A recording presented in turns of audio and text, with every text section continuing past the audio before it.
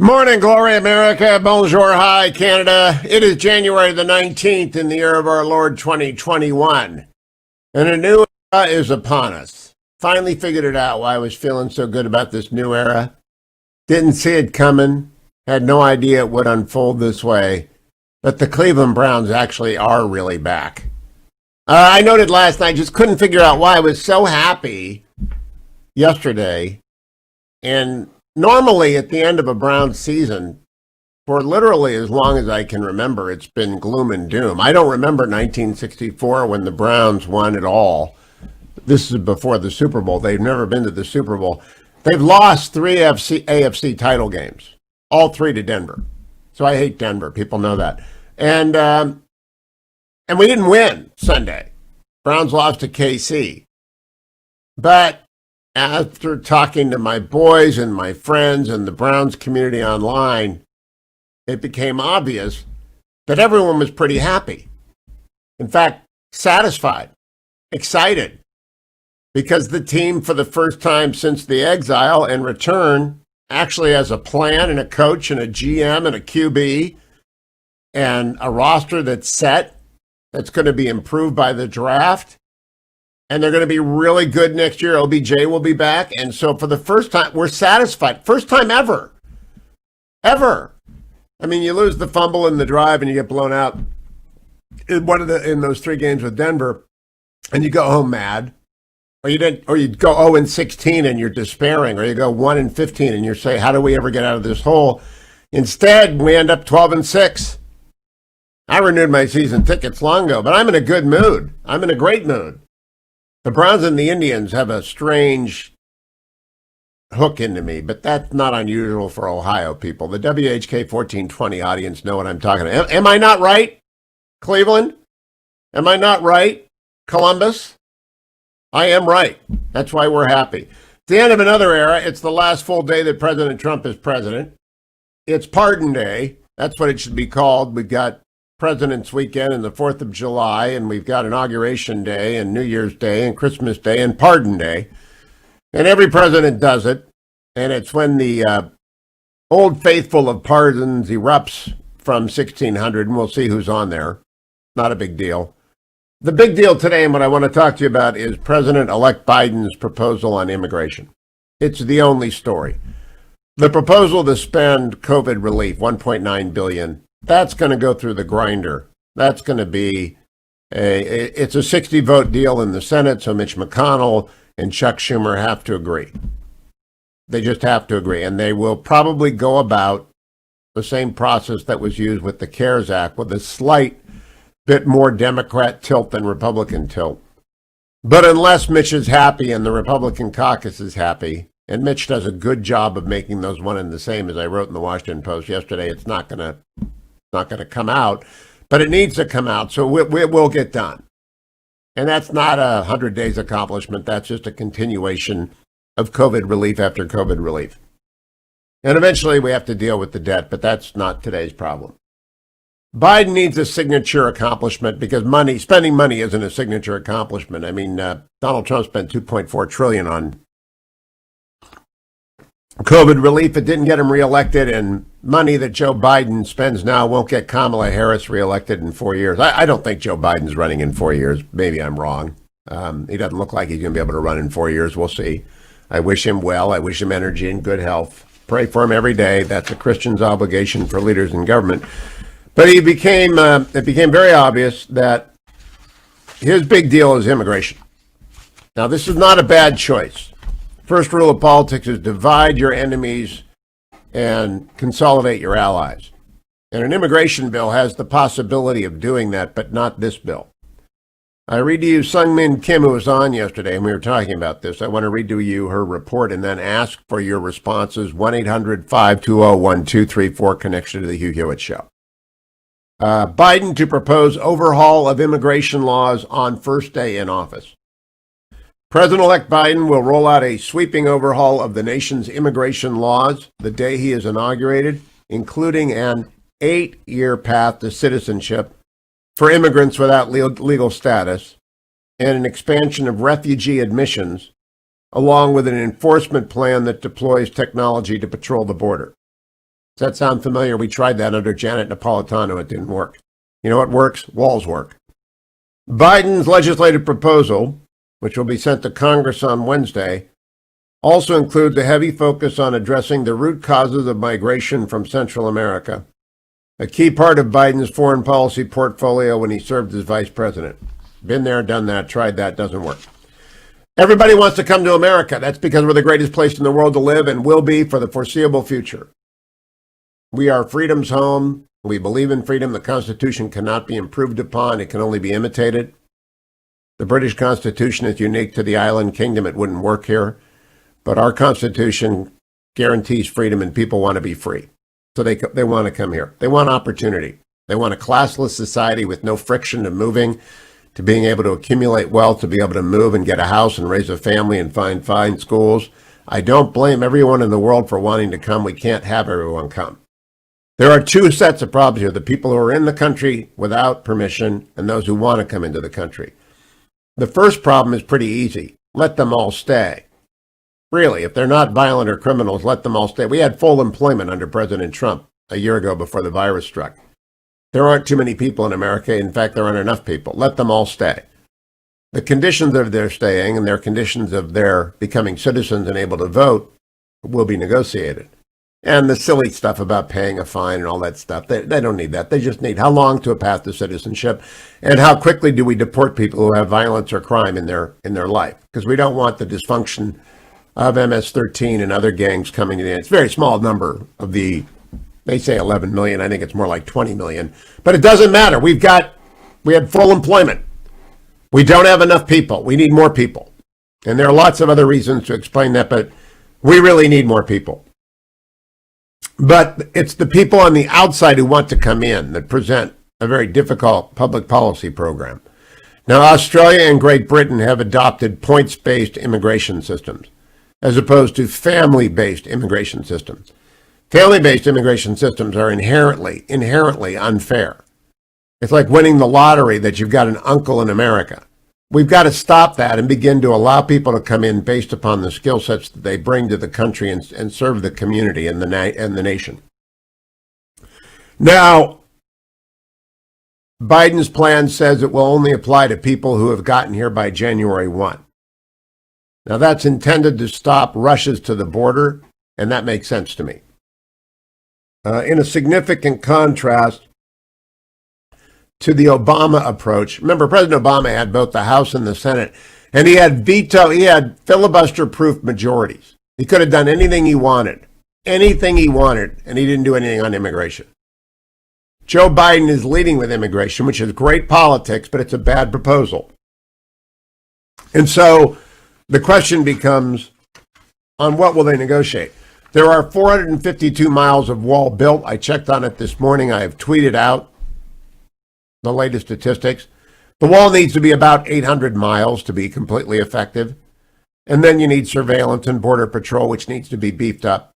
And you need layered defenses at the southern border. And you need increased surveillance at ports of entry and along the northern border. We have to control the people who come into the country. We have to control visas. This is a security issue. This is an existential issue. But we ought to be able to work on that, because regularization of the, let's say, 15 million people, that's midpoint between the 11 and the 20. Let's say 15. That does not bother me, and I don't think it bothers many Republicans. Tom Cotton is on record as opposing amnesty, but amnesty would imply ollie free, everyone's a citizen. Not sure if he's opposed to a long period of green card followed by a period of citizenship contingent upon good behavior and community participation, paying your taxes, etc.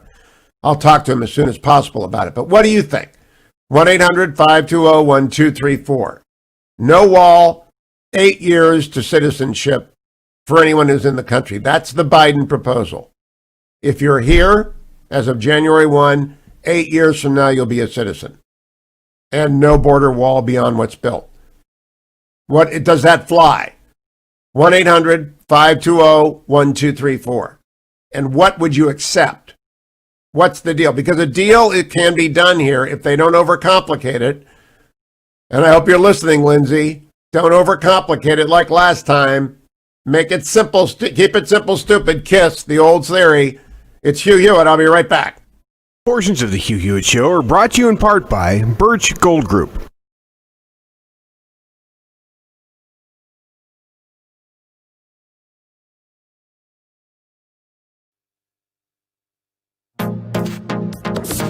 Trending now on the Eric Metaxas Show. Yesterday, I was banned from communicating on Twitter, and my Twitter joke, people weren't even allowed to retweet it. So powerful it was, the joke, so powerful that the responsible voices in America said no one can retweet Eric's joke. That is where we are. It is lunacy, but it's evil. And I'm speaking with former Congresswoman Michelle Bachmann about where we are. Well, you had related to me how Twitter had taken down your joke. And the first thing that came to my mind that I shared with you was the opening scene in the movie Cabaret with Liza Minnelli, when they're in a nightclub and they have their jokes in an underground nightclub because they aren't allowed to have jokes out in public. That's where we are today. This is 2021 in America, right. And you can't have a conservative commentator give a joke anymore. This is not okay. And that's where the most important thing that any of us can do, we all need to stand with Eric Metaxas. We need to stand with anybody who's being shut down and canceled right now, because they're starting with the politicians. They're going to the pundits. After that, they'll go to people in legal circles. They'll go to people in academia. They'll go to people in churches. This wave is just starting. Remember, President Trump is still president, and they're in the process of shutting everyone down now while he's still president. And they're trying to be like a can opener and evict him as president and evict the whole cabinet right now. They can't wait. It's like they just want everything. Keep up with what's trending. Subscribe on YouTube today.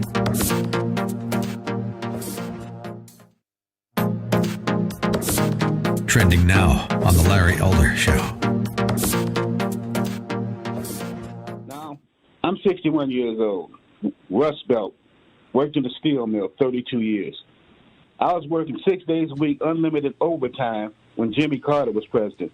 Got laid off for a year and a half when Ronald Reagan came in. I wonder why. And then another thing about this election and everything. Every time I look on television, all I see is a rebel flag, a bunch of white people. This guy's still blaming Reagan after all this. Was it 40 years ago? Damn. Running around, tearing up the Capitol, which I'd never seen in my 61 years on this I hadn't either, and I'm as disgusted as you are, sir. But you seem like to defend Trump. And did I defend the looters, the rioters, sir? They do. You're nothing but a spin doctor, Mr. Elder. A spin doctor. Hey, at least he called me mister. It's like Fox News. Been called worse. Always spin something when Trump does something stupid. You know, I got 35 black and a few Latino people, and we listen to your show. You should hear the things that they call you. So you have a nice day, and you stay on your side of the fence, Mr. Elder, because we know. Isn't that segregation? Isn't that discrimination? Isn't that Jim Crow? I got to stay on my side of the fence? Isn't that what MLK was talking about, and he wrote that letter? It's buttered on, and it's usually the lighter side of the bread. Have a good day. My bread is buttered on the whiter side of the bread. Now, this is always fascinating when I hear I'm assuming the gentleman is black. You have any idea all the white people I've criticized? What color is Bill Clinton? What color is Joe Biden? What color is Hillary Clinton? What is the white side?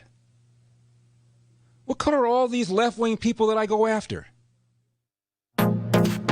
Keep up with what's trending. Subscribe on YouTube today.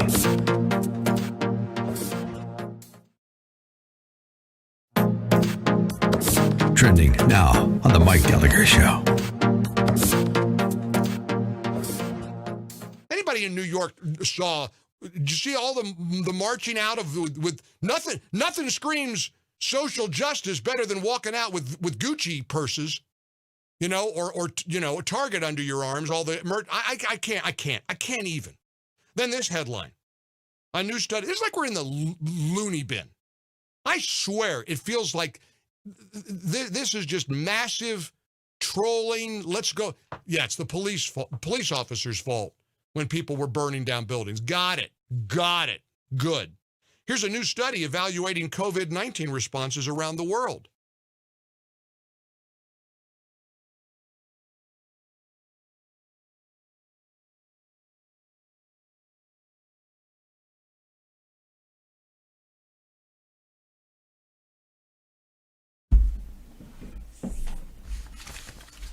Welcome back, America. It's Hugh Hewitt. Before I go to your phone calls, 1-800-520-1234, let me check the market, brought to you by Birch Gold. Markets were closed yesterday because of the Martin Luther King holiday, but worldwide markets never sleep. Now, Birch Gold is, of course, where you buy gold, and I continue to tell you every day, inflation will come. Inflation will come, and you will wish you had got gold when it does come. You can own physical gold yourself, and Birch Gold will sell it to you, or you can move a portion of your retirement savings. I recommend 10%. Some people do as much as 25%. I like to diversify, and 10% is enough for me.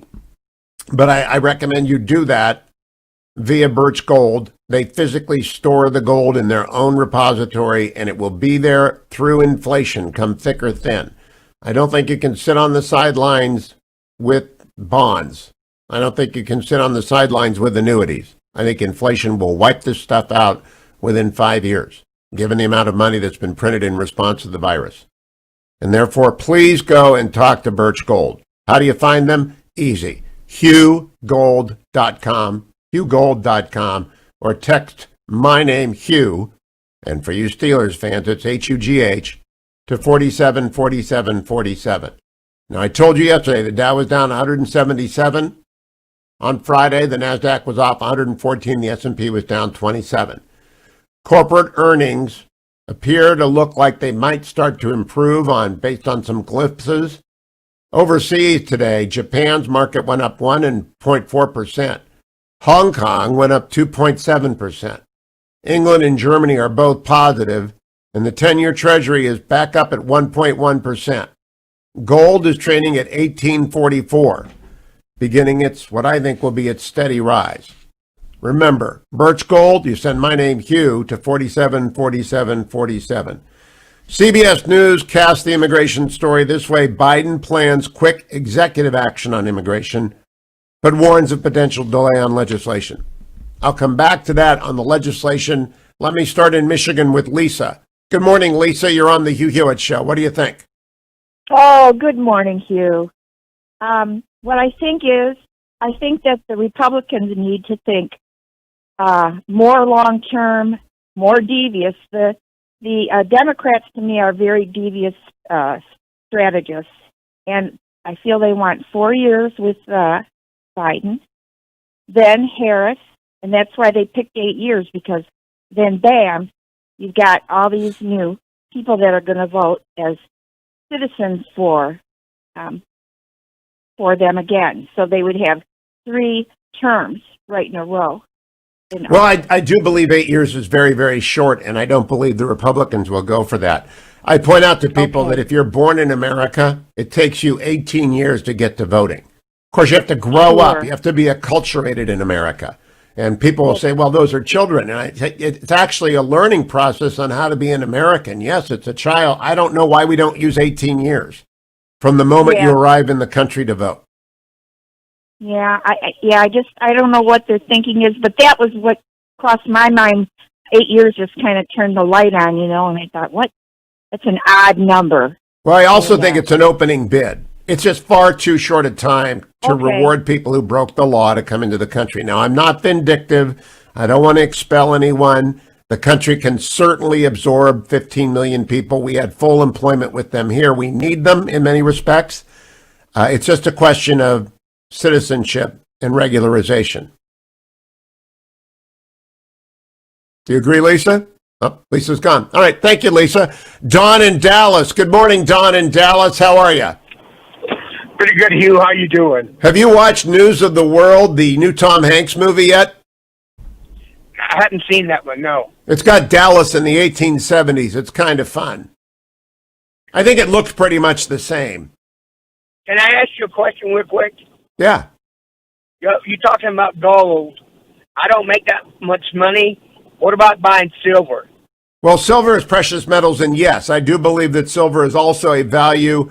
I don't follow it the way I follow gold, but yes, I think you can. But I still prefer gold, even if you're not making that much money. You might have a retirement system that you can put some of your retirement into it. But silver is a precious metal, and it retains value. It just doesn't retain value as well as gold.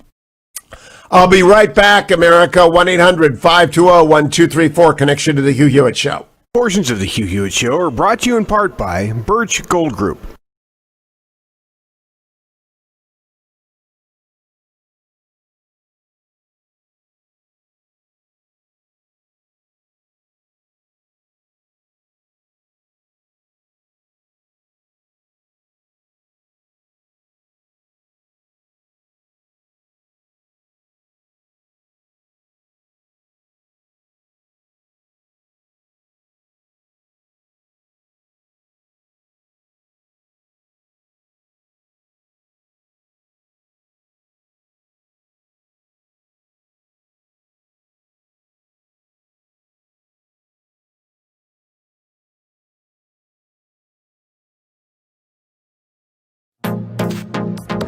Trending now on The Mike Gallagher Show.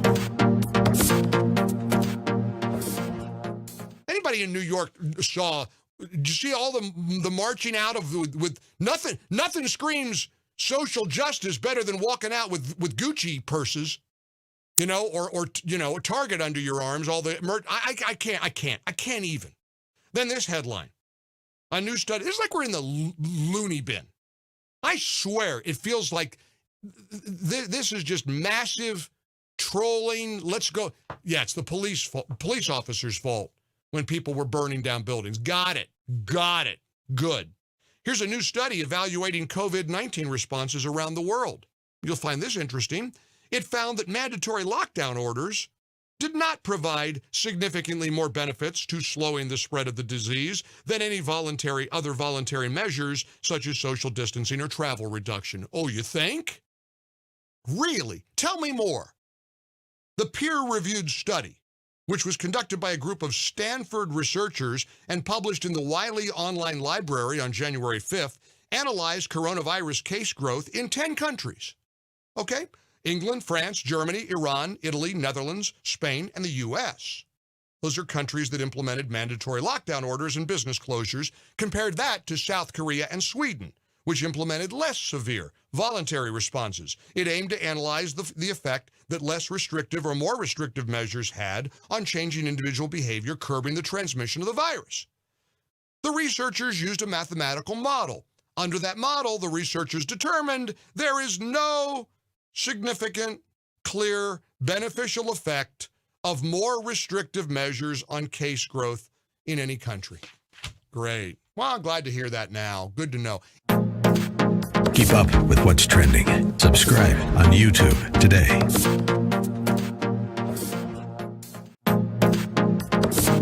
Trending now on The Dennis Prager Show. How do you suppress half the population? Well, it's easy. If you have all the levers of power, that's what was done. Do you know that people don't know this? A tiny percentage of the Russian population was in the Communist Party. I think it was like 4%, 5%. I don't remember. I'll look it up. It's a tiny percentage. It's very easy for a tiny percentage to control a vast number of people. If you have every apparatus of power, then you can do it. So at some point, though, there are enough Americans who actually cherish liberty and who do believe, give me liberty or give me death. And then you will have violence in the country. You can't suppress people's speech forever. Something will happen.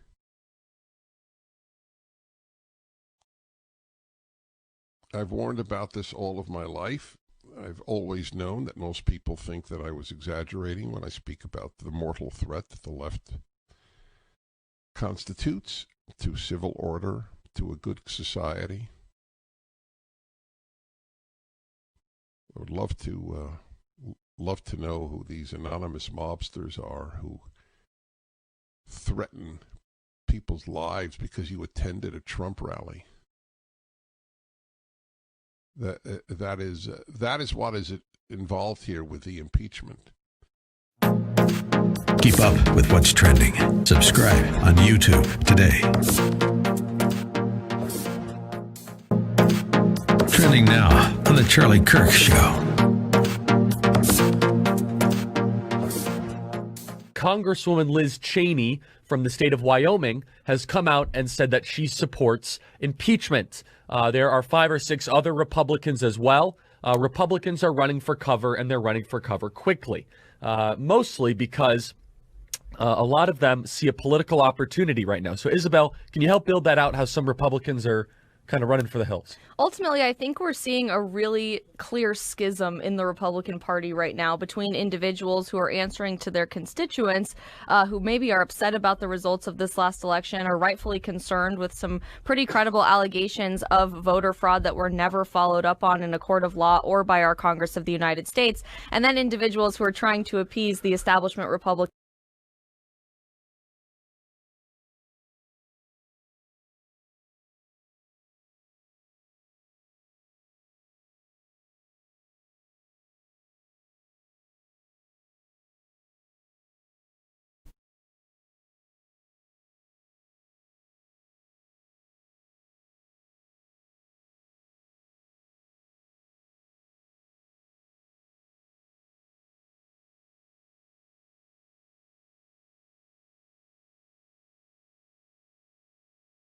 Welcome back, America. Hugh Hewitt. Thank you for tuning in.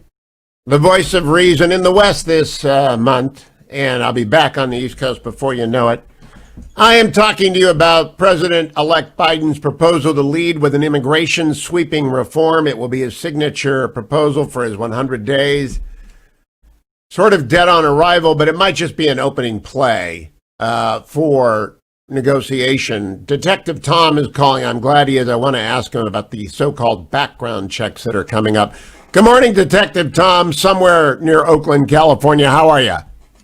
Fine. How are you, sir? Well, you know, I'm kind of happy. I realized yesterday that as a Browns fan, this is the first time in my adult life that I am not saddened by how their season ended. Oh, don't worry. You'll be disappointed again next year. No, they're building, Tom. They're on their way up. This is the new era. They are the new Packers, the new Patriots. Yeah, okay. And the Indians are going to are going to go ahead and re-sign the shortstop again. No, Lindor's gone already. He went to the Mets. No, I know that. We're screwed. I'm aware of that. I'm just saying, you know, I'm sorry for all of your fans. All the fans in Cleveland, I'm sorry. Can I ask you a question before you tee off on me, which you usually do, and people love it? In the Biden plan, they propose background checks on everyone in the country. And I'm using 15 million because nobody really knows. Some people say 11, some people say 20. Let's just say 15 million. Now, I ran OPM for a while, the Office of Personnel Management, and we couldn't do background checks for the civilian employees of the United States government very efficiently. I think this has to be delegated down to the local level to the effective equivalent of draft boards and detectives like yourself. No rules, just kind of you look at what papers they bring and give them a thumbs up and thumbs down, and the grapevine tells you. And if someone gets a thumb down, they can appeal to a more formal process. But do you think if you were sitting behind a desk and 200 people who want green cards showed up in front of you, you could figure out in a hurry who to say yay to and who to say nay to? Let me ask you a question. Let me go ahead and answer your question with a question. When you were at OPM, what were the resources you had at your disposal to go ahead and access information to go ahead and confirm people's, I would imagine, very detailed background? Couple of thousand agents, they weren't FBI agents, they were Office of Security Personnel agents. And this is pre-internet. So they had to do it the old-fashioned way, phone calls, letters, and knocking on doors. All right, so they had access to birth certificates, criminal records, fingerprints, all of that sort of stuff that we may not have access to if we're bringing in people from, you know, Honduras or Guatemala or correct.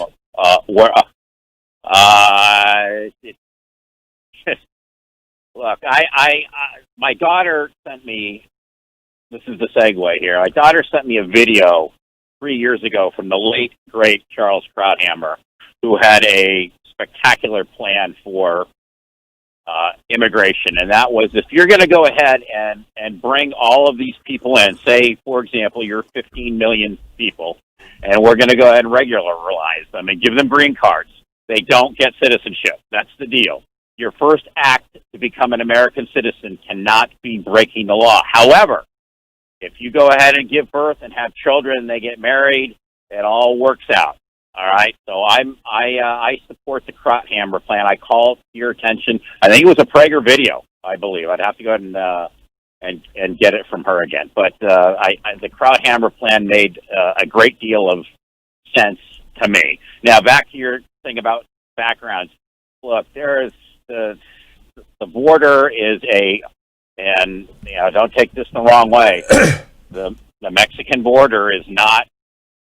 It's a narco-terrorist state, all right, a /terrorist state, all right. It is not controlled. The Mexican government does not have that much control of the border. It's controlled by the Zetas and the oh gosh, I forget the other guys, the main ones. They're running the border, and they're making money, bringing people over. You bet. They sure are. It's a going concern. So, I don't. How do I go ahead and know if somebody's, unless they're tattooed with Nuestra or Norteño or Sorteño or MS-13 on their forehead? I'm not going to know. And my access to go ahead and find out what their criminal background is, or if the Hondurans have emptied their jails or their psych wards to go ahead and get rid of their issues and send them our way. Now recall that no one will be eligible under the Biden plan, which will not be the plan if they arrive after January 1. But let me ask you, if you, Tom, said January 1 of next year? No, this year. They want to avoid, if you weren't here at the turn of the...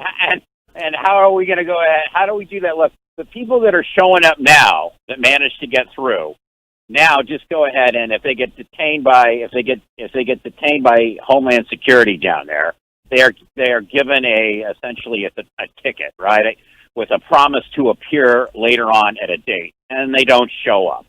All right, so they're in the woodwork. That's exactly what's going to go ahead and happen. Yeah, but most of them, of the 15 million, let's say that 14 million have been here for more than a year. I'm wondering about I don't want to, the enemy, the good must not be the enemy of the perfect. If you sat down at a table and a guy or a gal comes in and lays their paper in front of you and they show they've been working at X, Y, and Z company for 10 years and they've been paying payroll taxes and they have a fake social security number that they don't get benefits from, but that's what they needed. And they've got a driver's license. Could you tell? Where did they get the driver's license? Where did they get the social security? It's all fraud. It's all fake. You know that. Okay. Well, we want to roll that. We would like to roll that up, would we? No, I don't think so. I think what I'd like to do is let people stay who are productive people who are going to church. He belongs to the Knights of Columbus. So I tell you what, I can run you. I can run you through NCIC and through anything in the FBI. If you've been in this country, to see if there is a record. There may not be, okay? We can go ahead and do that.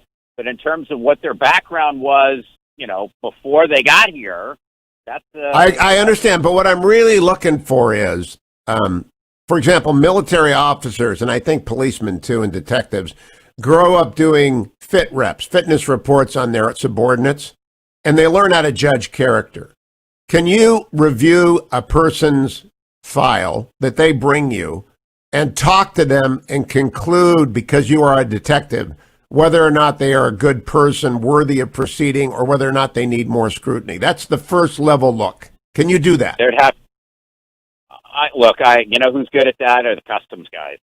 All right, it's called consciousness of guilt. Look, you have a set of questions that you can ask, and look. Remember, the person coming in that's asking for you to go ahead and pass him is already going to go ahead and be nervous, right? So he's already coming in there because he thinks he's got something to hide, but he also wants something. All right, so you can devise a set of questions that might go ahead and flood him up. But again, that's interesting. Yeah, it's called consciousness of guilt questions. Yeah, they're called. That's what I call them. All right, it's somebody doesn't say anything long enough. You refuse to go ahead and take I pull you over. You refuse to go ahead and take a field sobriety test for drunk driving. All right, that's considered a consciousness of guilt. We'll still take you in and do that, but no one's rights are being invoked, but it's consciousness of guilt. It's like what you saw out of the Biden thing with the kids CD, right? The Biden campaign wasn't saying anything about it, right? Consciousness of guilt. Generally, when you're innocent, you're screaming bloody murder. I didn't do it. Yep. So consciousness of guilt applies. Look, you can set this up. It's going to take a while. Obviously, they're going to go ahead and spend all the money necessary. I am just opposed to citizenship. You got here. You came over here. You've been staying.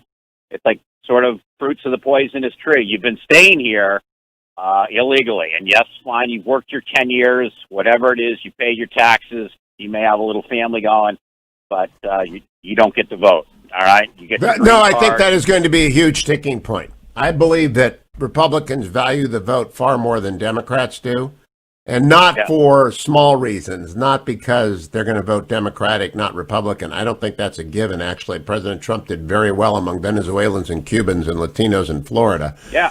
I don't think that's it. I think it is simply we value the vote. And if you've got to live 18 years in the United States from birth to age 18 to vote, that seems to me to be the minimum amount of time necessary to live in the United States to acculturate.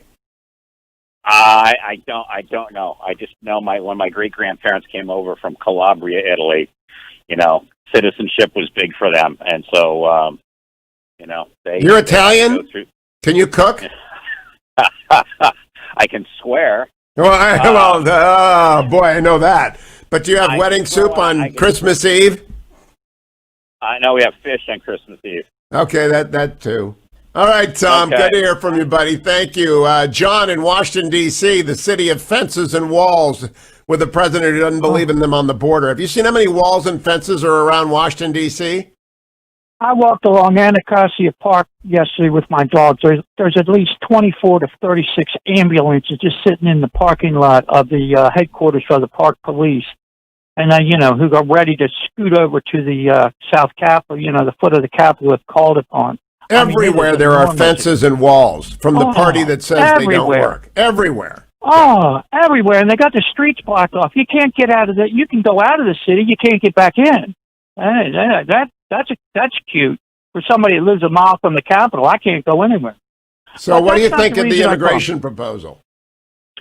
The problem that everybody's leaving out of this among the English-speaking people is that we're the largest second largest Spanish-speaking country in the world behind Mexico. Now that, we can do everything we want, but that doesn't necessarily mean that people now have to assimilate and learn English. We are now a bilingual country. Now, the problem may be for the Republicans at the upper level, at the policy level, and come about, what you're talking about, 18 years and this and that. But at the street level, this is an enormous problem because you look around going down to Southwest Washington, where around the ballpark, where they're putting up all these marvelous apartment buildings, and every construction worker is Hispanic. You walk into McDonald's, every person behind the counter. But that's not a problem in my view. Why is it a problem in your view? But not in your view, because you're a lawyer who thinks at an upper level. But for a kid who lived on this street where the guy was a black guy and he wanted to work alongside two Hispanic guys to build a retaining wall, and they said, they laughed at him and said, I grew up on the street and I can't find a job. I hear you, but here's the deal about labor markets. That just wasn't true in January. Everybody got a job. And thank you for the call. January is my lodestar. We don't have enough people. We didn't have enough workers in January. ReliefFactor.com. Time for me to take it every single time. It is my daily dose. 6 miles yesterday, listening to just a very important book on surveillance capitalism. And so I am able to do that and go. I'm going to walk to the optometrist today. It's a good, probably 8-mile round trip. What else am I going to do?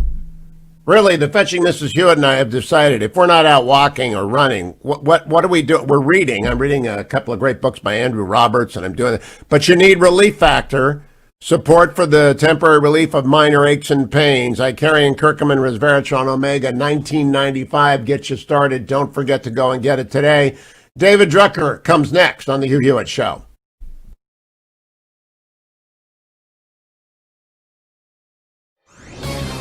This is Albert Mohler for Townhall.com. The American experiment is founded upon a presupposition, a prior commitment to an ordered liberty, an established order. That means policies. It means a covenant. In our case, it means a constitution. As of right now, the U.S. Constitution is the longest surviving written constitution in human history. It's a remarkable document.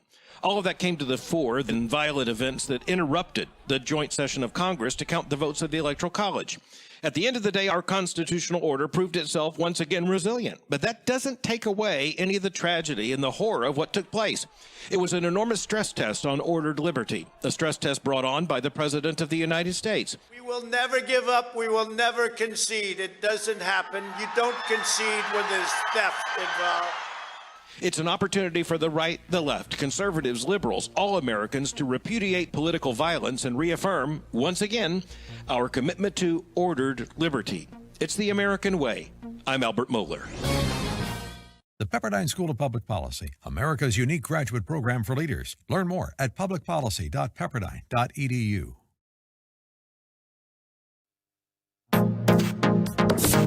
Trending now on the Eric Metaxas Show.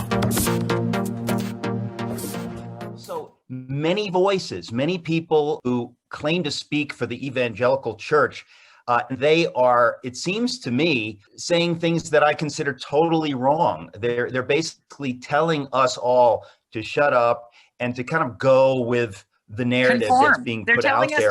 And I have to say, you know, if I believed the narrative were correct, I would be saying the same thing. But everything in me says this narrative is not correct. There's too much that I see that is really suspicious. The kind of thing, the way Joe Biden et alia handled themselves in the last few months, it didn't seem to me that they were clamoring for transparency. It seemed to me they were trying to run out the clock and say, shut up, get people to shut up, and we're just going to win this thing, and then we'll get to shut everybody up. That's effectively what's happening. There is no way that anyone like you or me would countenance that. We are not required to agree with each other in this country. We have a right. It's a mature adult thing to respect each other's opinions. That's what we need to do. So we need to stand strong.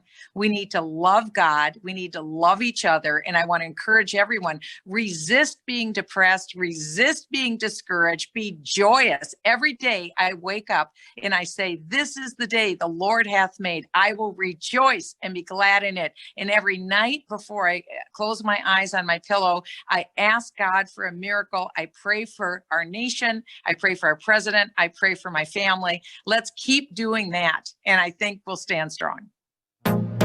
Keep up with what's trending. Subscribe on YouTube today.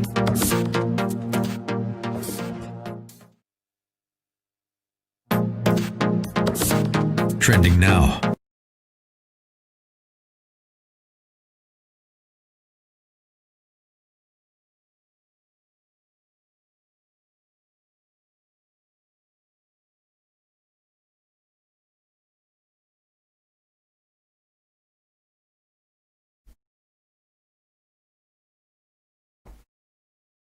Welcome back, America. I'm Hugh Hewitt, joined by David M. Drucker of the Washington Examiner. You see him on TV as well as a lot. Good morning, David. How are you? I'm great, Hugh. Good morning. President Biden, President-elect Biden, the last day of President Trump's presidency, full day of his presidency. President-elect Biden has allowed people to see the glimpse of his immigration program that he is making the cornerstone, the keystone of his first 100 days beyond the COVID relief bill. Do you think it has a chance of passing as currently constructed?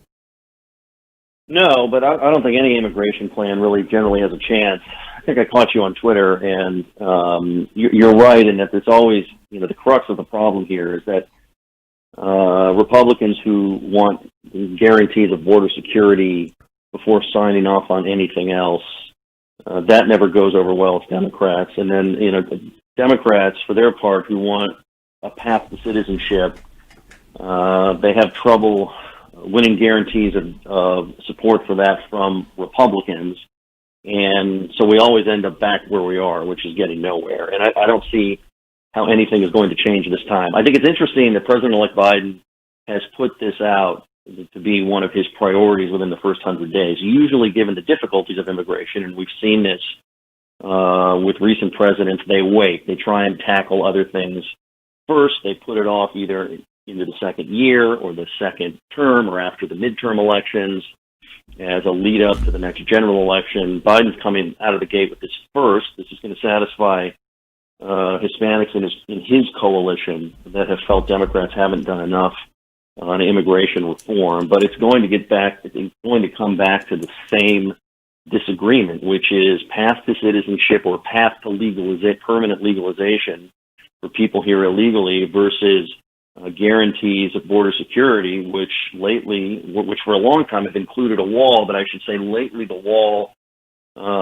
just because of how people feel about Trump, particularly on the left, the wall, which was difficult to begin with, has become even more politicized over the past 4 years.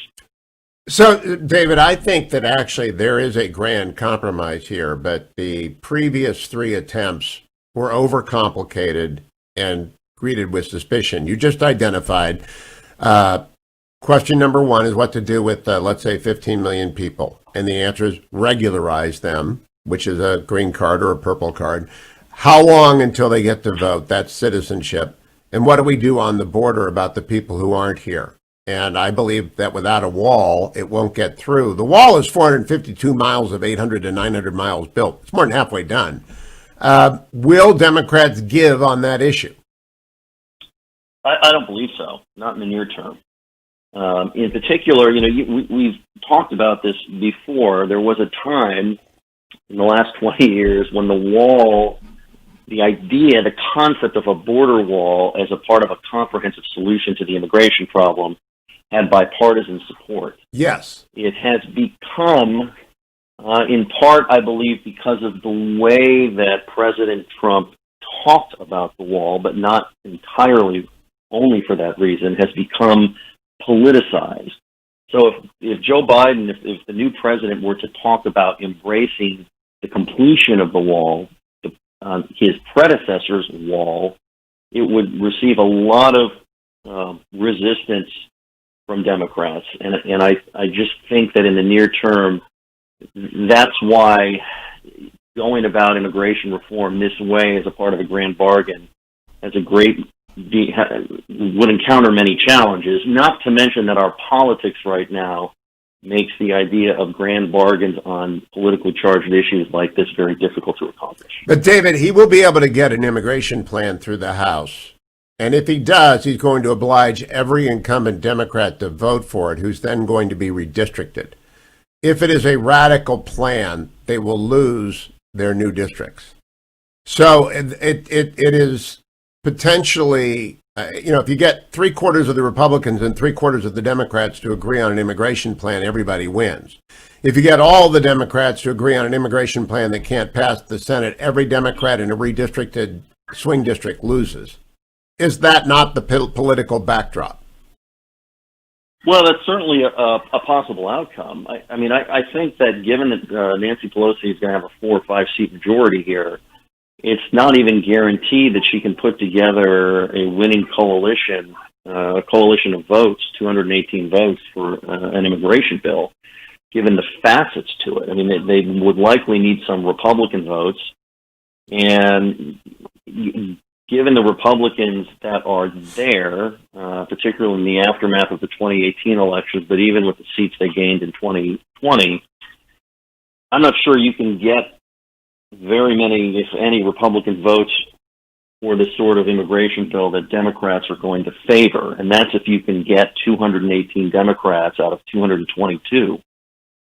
So they've got a challenge to begin with right there. And I don't think anybody's going to want to go out on a limb unless they know that it's got a chance in the Senate. And so do you think, though, Chris, quickly, do you think this was an opening bid or a line in the sand? I think it was an opening bid, and that's Joe Biden's MO in any event. He's going to want to negotiate. If that's the case, it's fine.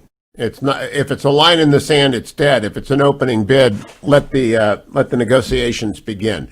David M. Drucker on Twitter. Thank you, David. I'll be right back. America on the last day of President Trump's term. It's the Hugh Hewitt Show.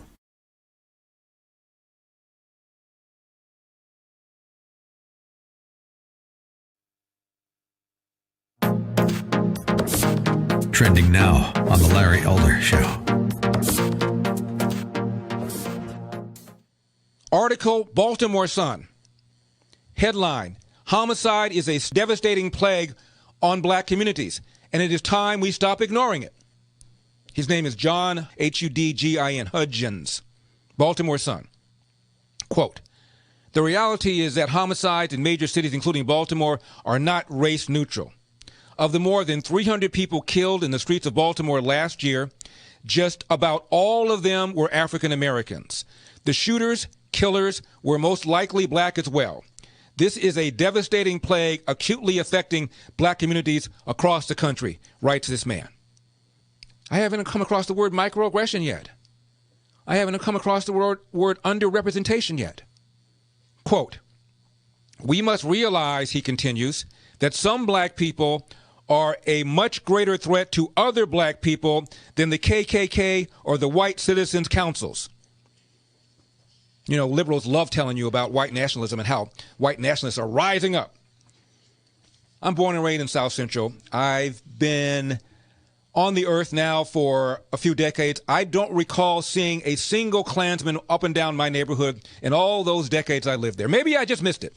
The number of blacks gunned down in the streets by other blacks parallels our memories of the many blacks lynched in communities across the United States after Reconstruction. This is a devastating plague acutely affecting black communities across the country. I didn't write this. His name is John Hudgins. Send your angry Uncle Tom sellout letters to him. Keep up with what's trending. Subscribe on YouTube today.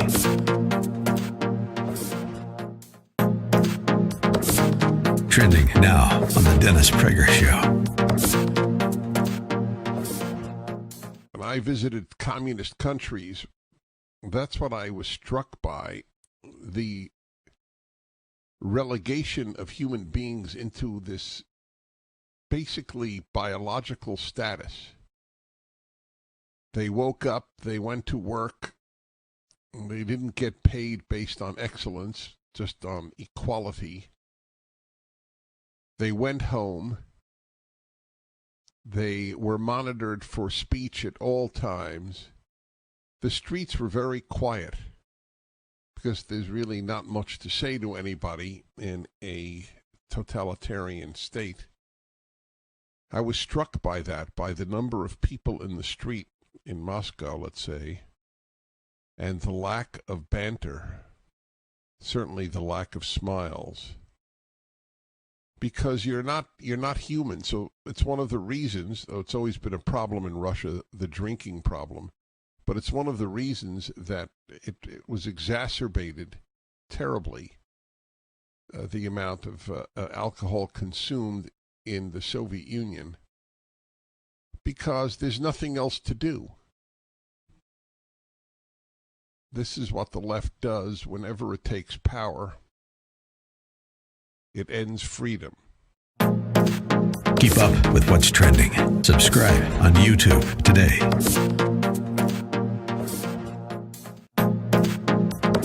Trending now on the Mike Gallagher Show.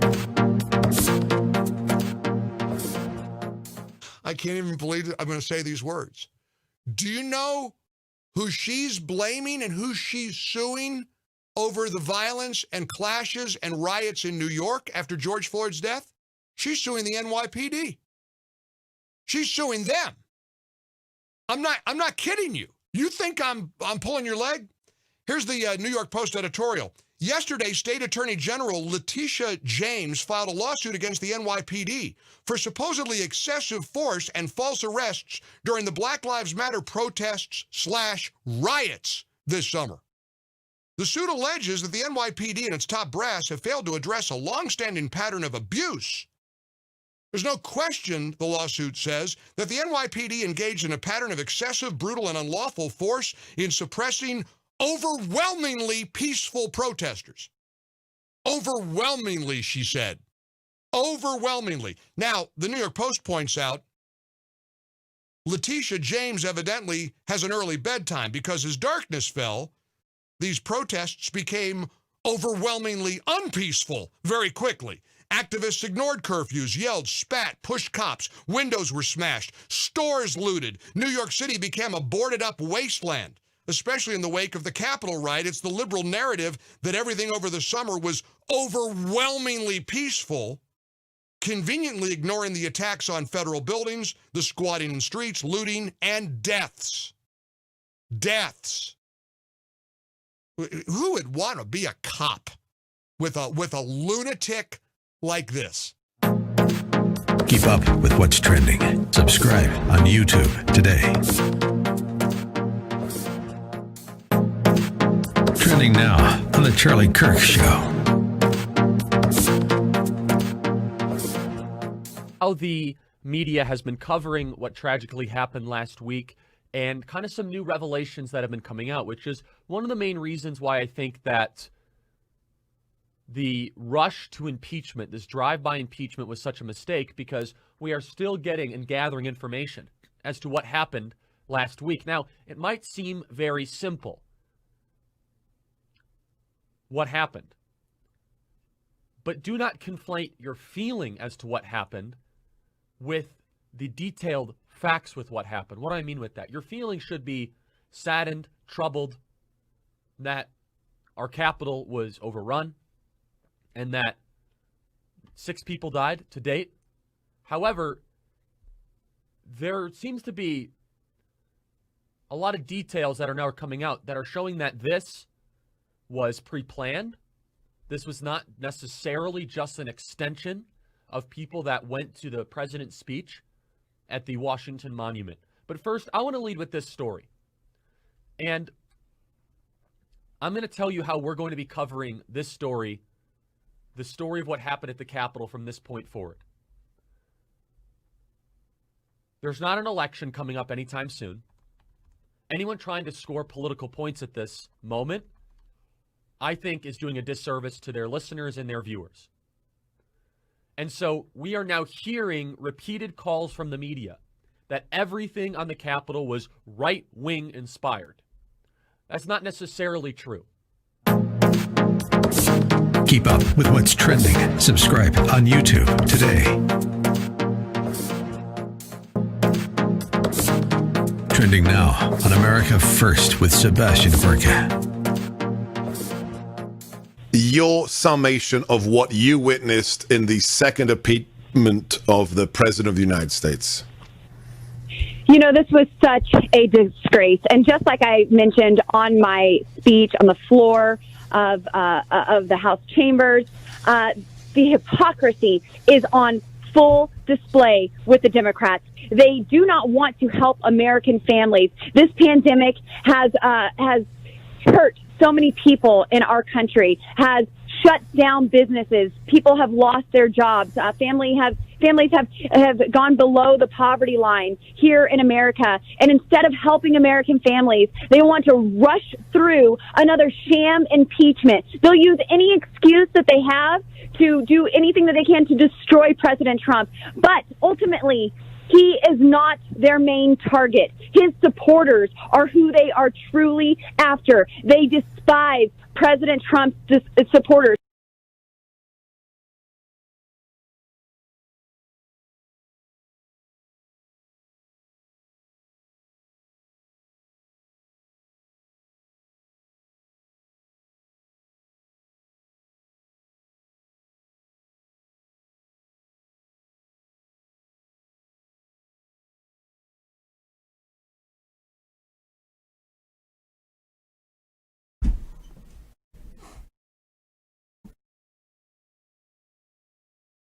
Morning, Glory, America. Bonjour. Hi, Canada. It is Hugh Hewitt. Thank you for listening. Joined by Byron York.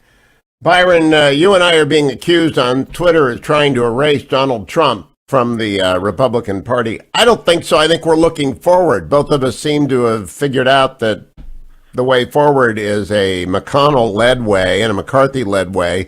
that a fair summary of your view of where the Republicans find themselves?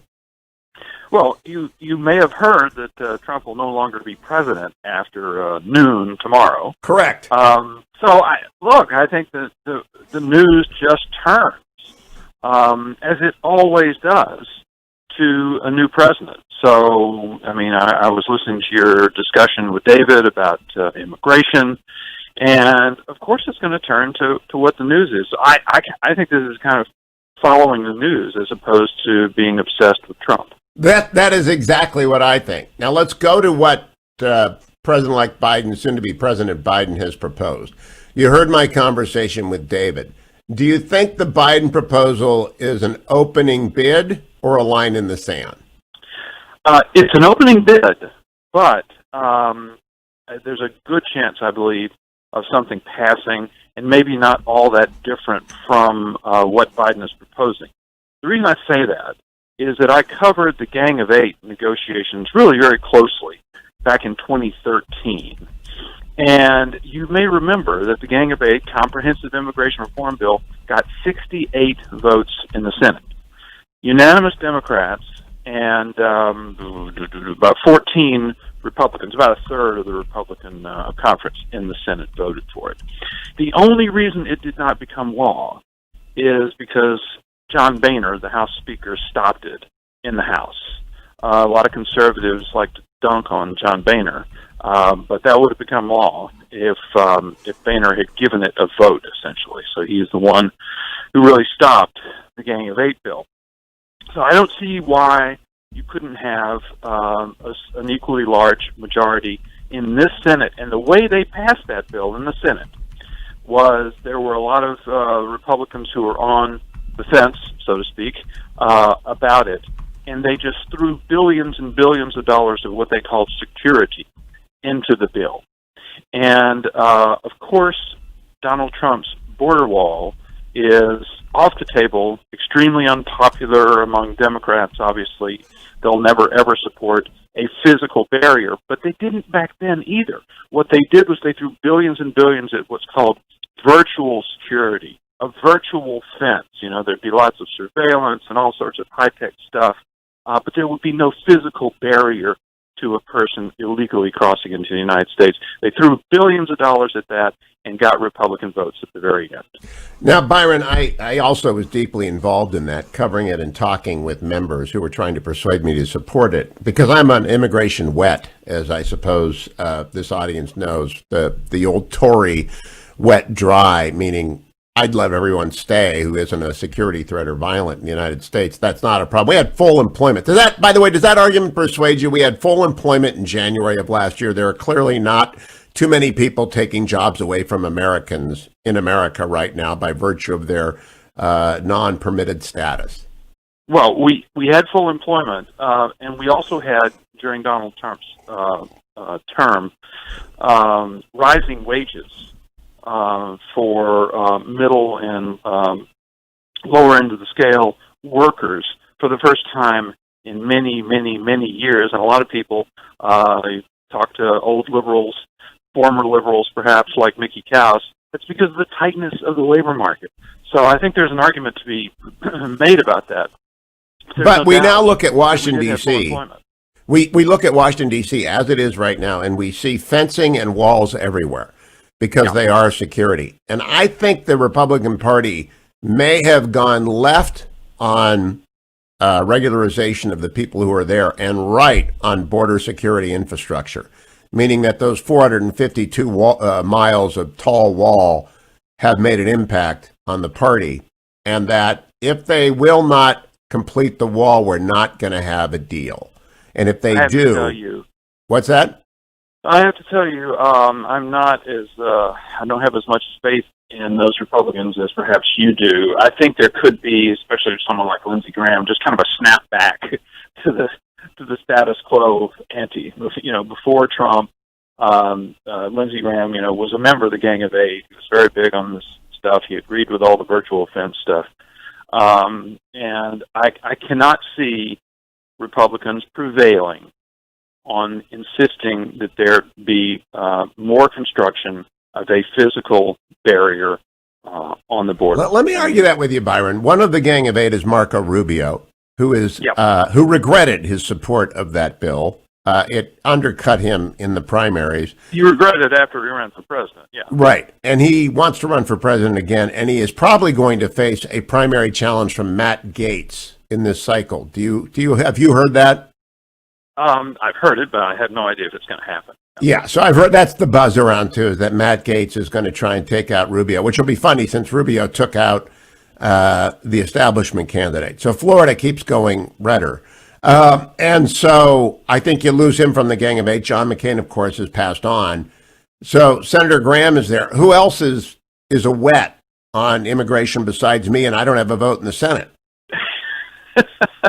I don't know. We'll have to see. But remember, 68 votes. You don't get 68 votes without a lot of Republicans. Yeah, well, there were a lot of Republicans. I just think that John McCain and Marco Rubio gave a lot of cover to Republicans, and they're both not going to be on the front line here.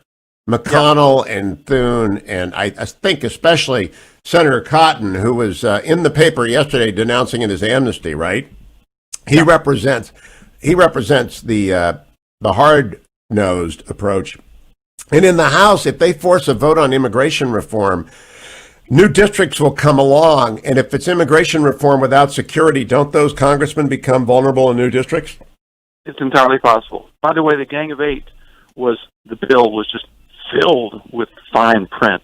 I mean, there were sections of it establishing the wages for fruit pickers and sorters in certain areas, and all sorts of wages by industry, all sorts of stuff. It was nuts. Remember the Z visa?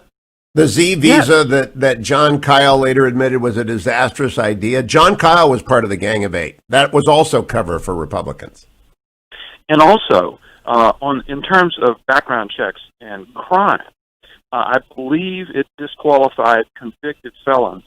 As far as misdemeanors were concerned, an illegal immigrant had to have 3 misdemeanor convictions, but they all had to be on separate days. So and Byron, can I point out as well, the 2022 cycle has 4 border state races. It's got a California race, a Nevada race, an Arizona race, and I believe, is Feinstein up this time, a second California race? Yep. So it's got 4 border state races on it. Now, the Democrats in California might believe themselves to be safe on immigration, but Nevada and Arizona, it's a different issue there than everywhere else. Do you agree with that assessment? Yes, and remember, Donald Trump has done better in both of his races, has done better with Hispanic voters than certainly than Romney did, and better than McCain did, I believe. You'd have to go back to George W. Bush to do better with Hispanic voters than Donald Trump has. And what Donald Trump discovered was the significant number of Hispanic voters who are in favor of legal immigration and opposed to illegal immigration. Yes. That's what he discovered. The strategic choice for the Republicans is to embrace regularization and security. That's their strategic choice. And I think, there's going to be some deep polling on this, but intuitively, that's where I think the party's going to end up. Do you think they'll end up left of that and accept virtual security? Because we saw that under Napolitano and it didn't work. Exactly. It's been tried a lot. But the thing to look for when you talk about accepting regularization in exchange for security or regularization with security, the thing to look for is BS security. That's the question. What is the security like? And it was of the BS variety in the Gang of Eight. And remember that Congress was, 2006, passed the Secure Fence Act, and all the big Democrats voted for it to build an actual fence. 700 miles of it. 700 miles of the border, and nobody says you need it on 2,000 miles. You need it about 700 or 800 miles. And we've got 452 miles done. And Congress the next year went back on it and decided that they did not have to This is the issue of 2021 right in front of us. Byron York is all over it per usual. Thank you, Byron. Follow him on Twitter at Byron York. See him on Fox. Follow me to the next segment on the Hugh Hewitt Show.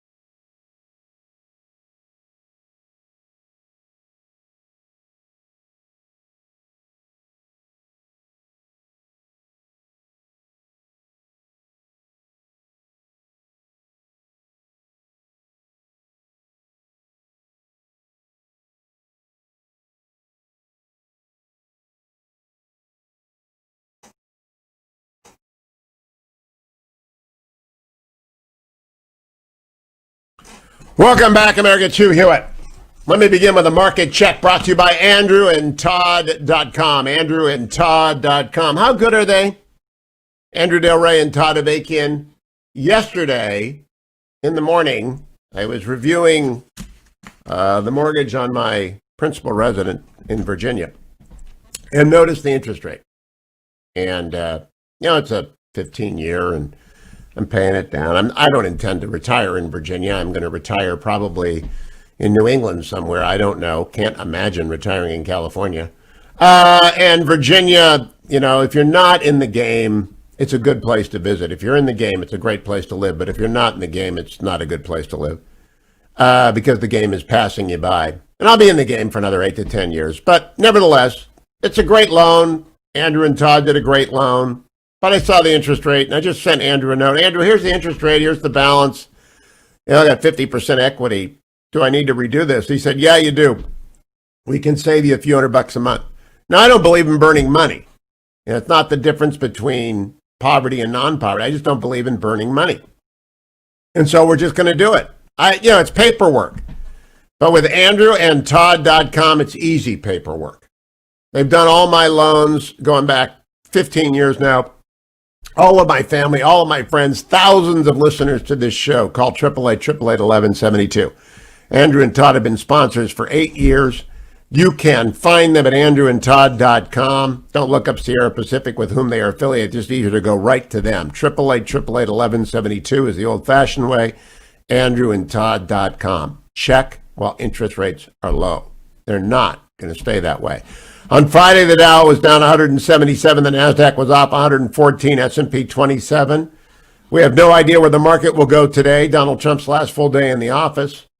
But we know that overseas, Japan and Hong Kong have already closed. Japan went up 1.39%. Hong Kong went up 2.7%. Big day in Hong Kong. The English and the German markets are advancing. Too early to tell where we'll end up at 4 o'clock this afternoon, East Coast time. But the 10-year Treasury is at 1.1%. Light crude is up. Industrial production was good in December. Joe Biden's going to inherit the Trump boom, the boom that was interrupted, the blue-collar boom that was interrupted by COVID. Joe Biden's going to get. And it's going to be a good year, I think, a very, very good year. Let me go back to the issue of immigration and ask for people to call 1-800-520-1234. I read you Sung-Min Kim's story in the Washington Post. This is the CBS News story. Shortly after taking office tomorrow, President-elect Joe Biden plans to begin gradually making it easier to seek asylum along the U.S.-Mexico border, impose a deportation moratorium, extend protections for so-called dreamers.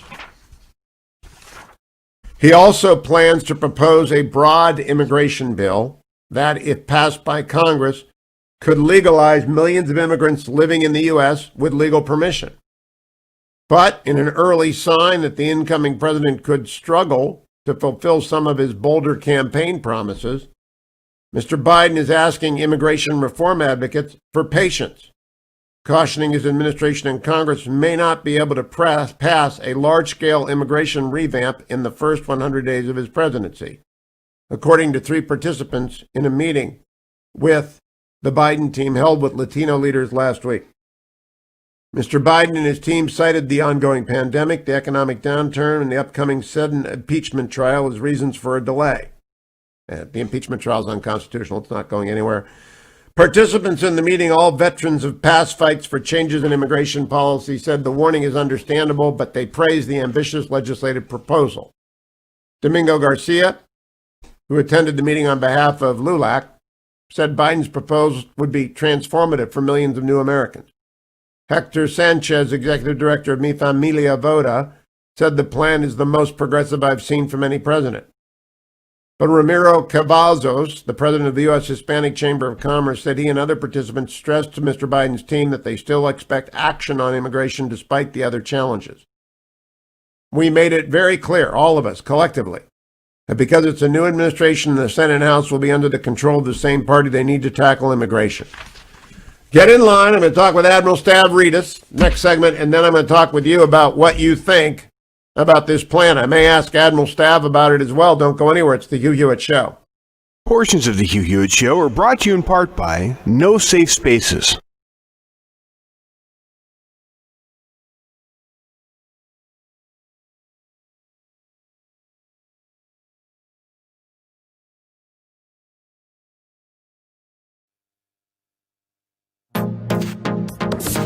Trending now on the Eric Metaxas Show.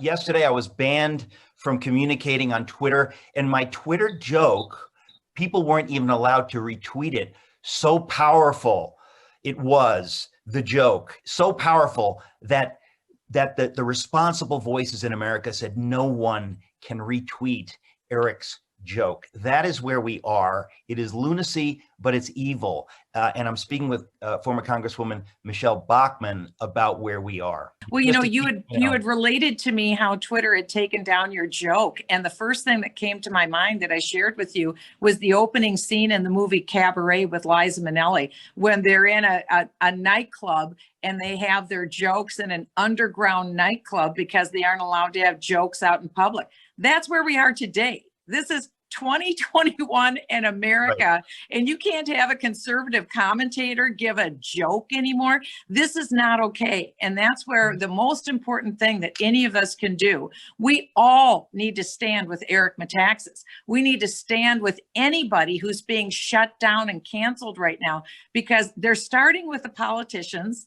They're going to the pundits. After that, they'll go to people in legal circles. They'll go to people in academia. They'll go to people in churches. This wave is just starting. Remember, President Trump is still president, and they're in the process of shutting everyone down now while he's still president. And they're trying to be like a can opener and evict him as president and evict the whole cabinet right now. They can't wait. It's like they just want everything. Keep up with what's trending. Subscribe on YouTube today.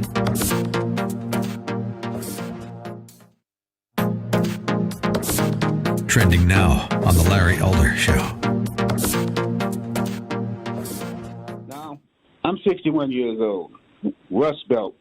Worked in the steel mill 32 years. I was working 6 days a week, unlimited overtime, when Jimmy Carter was president. Got laid off for a year and a half when Ronald Reagan came in. I wonder why. And then another thing about this election and everything. Every time I look on television, all I see is a rebel flag, a bunch of white people. This guy's still blaming Reagan after all this. Was 40 years ago? Damn. Running around, tearing up the Capitol, which I'd never seen in my 61 years on this I hadn't either, and I'm as disgusted as you are, sir. But you seem like to defend Trump. And did I defend the looters, the rioters, sir? They do. You're nothing but a spin doctor, Mr. Elder. A spin doctor. Hey, at least he called me mister. It's like Fox News. Been called worse. Always spin something when Trump does something stupid. You know, I got 35 black and a few Latino people, and we listen to your show. You should hear the things that they call you.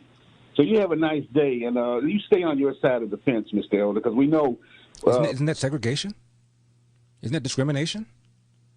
Isn't that Jim Crow? I got to stay on my side of the fence? Isn't that what MLK was talking about, and he wrote that letter? It's buttered on, and it's usually the lighter side of the bread. Have a good day. My bread is buttered on the whiter side of the bread. Now, this is always fascinating when I hear it. I'm assuming the gentleman is black. You have any idea all the white people I've criticized? What color is Bill Clinton? What color is Joe Biden? What color is Hillary Clinton? What is the white side? What color are all these left-wing people that I go after? Keep up with what's trending. Subscribe on YouTube today.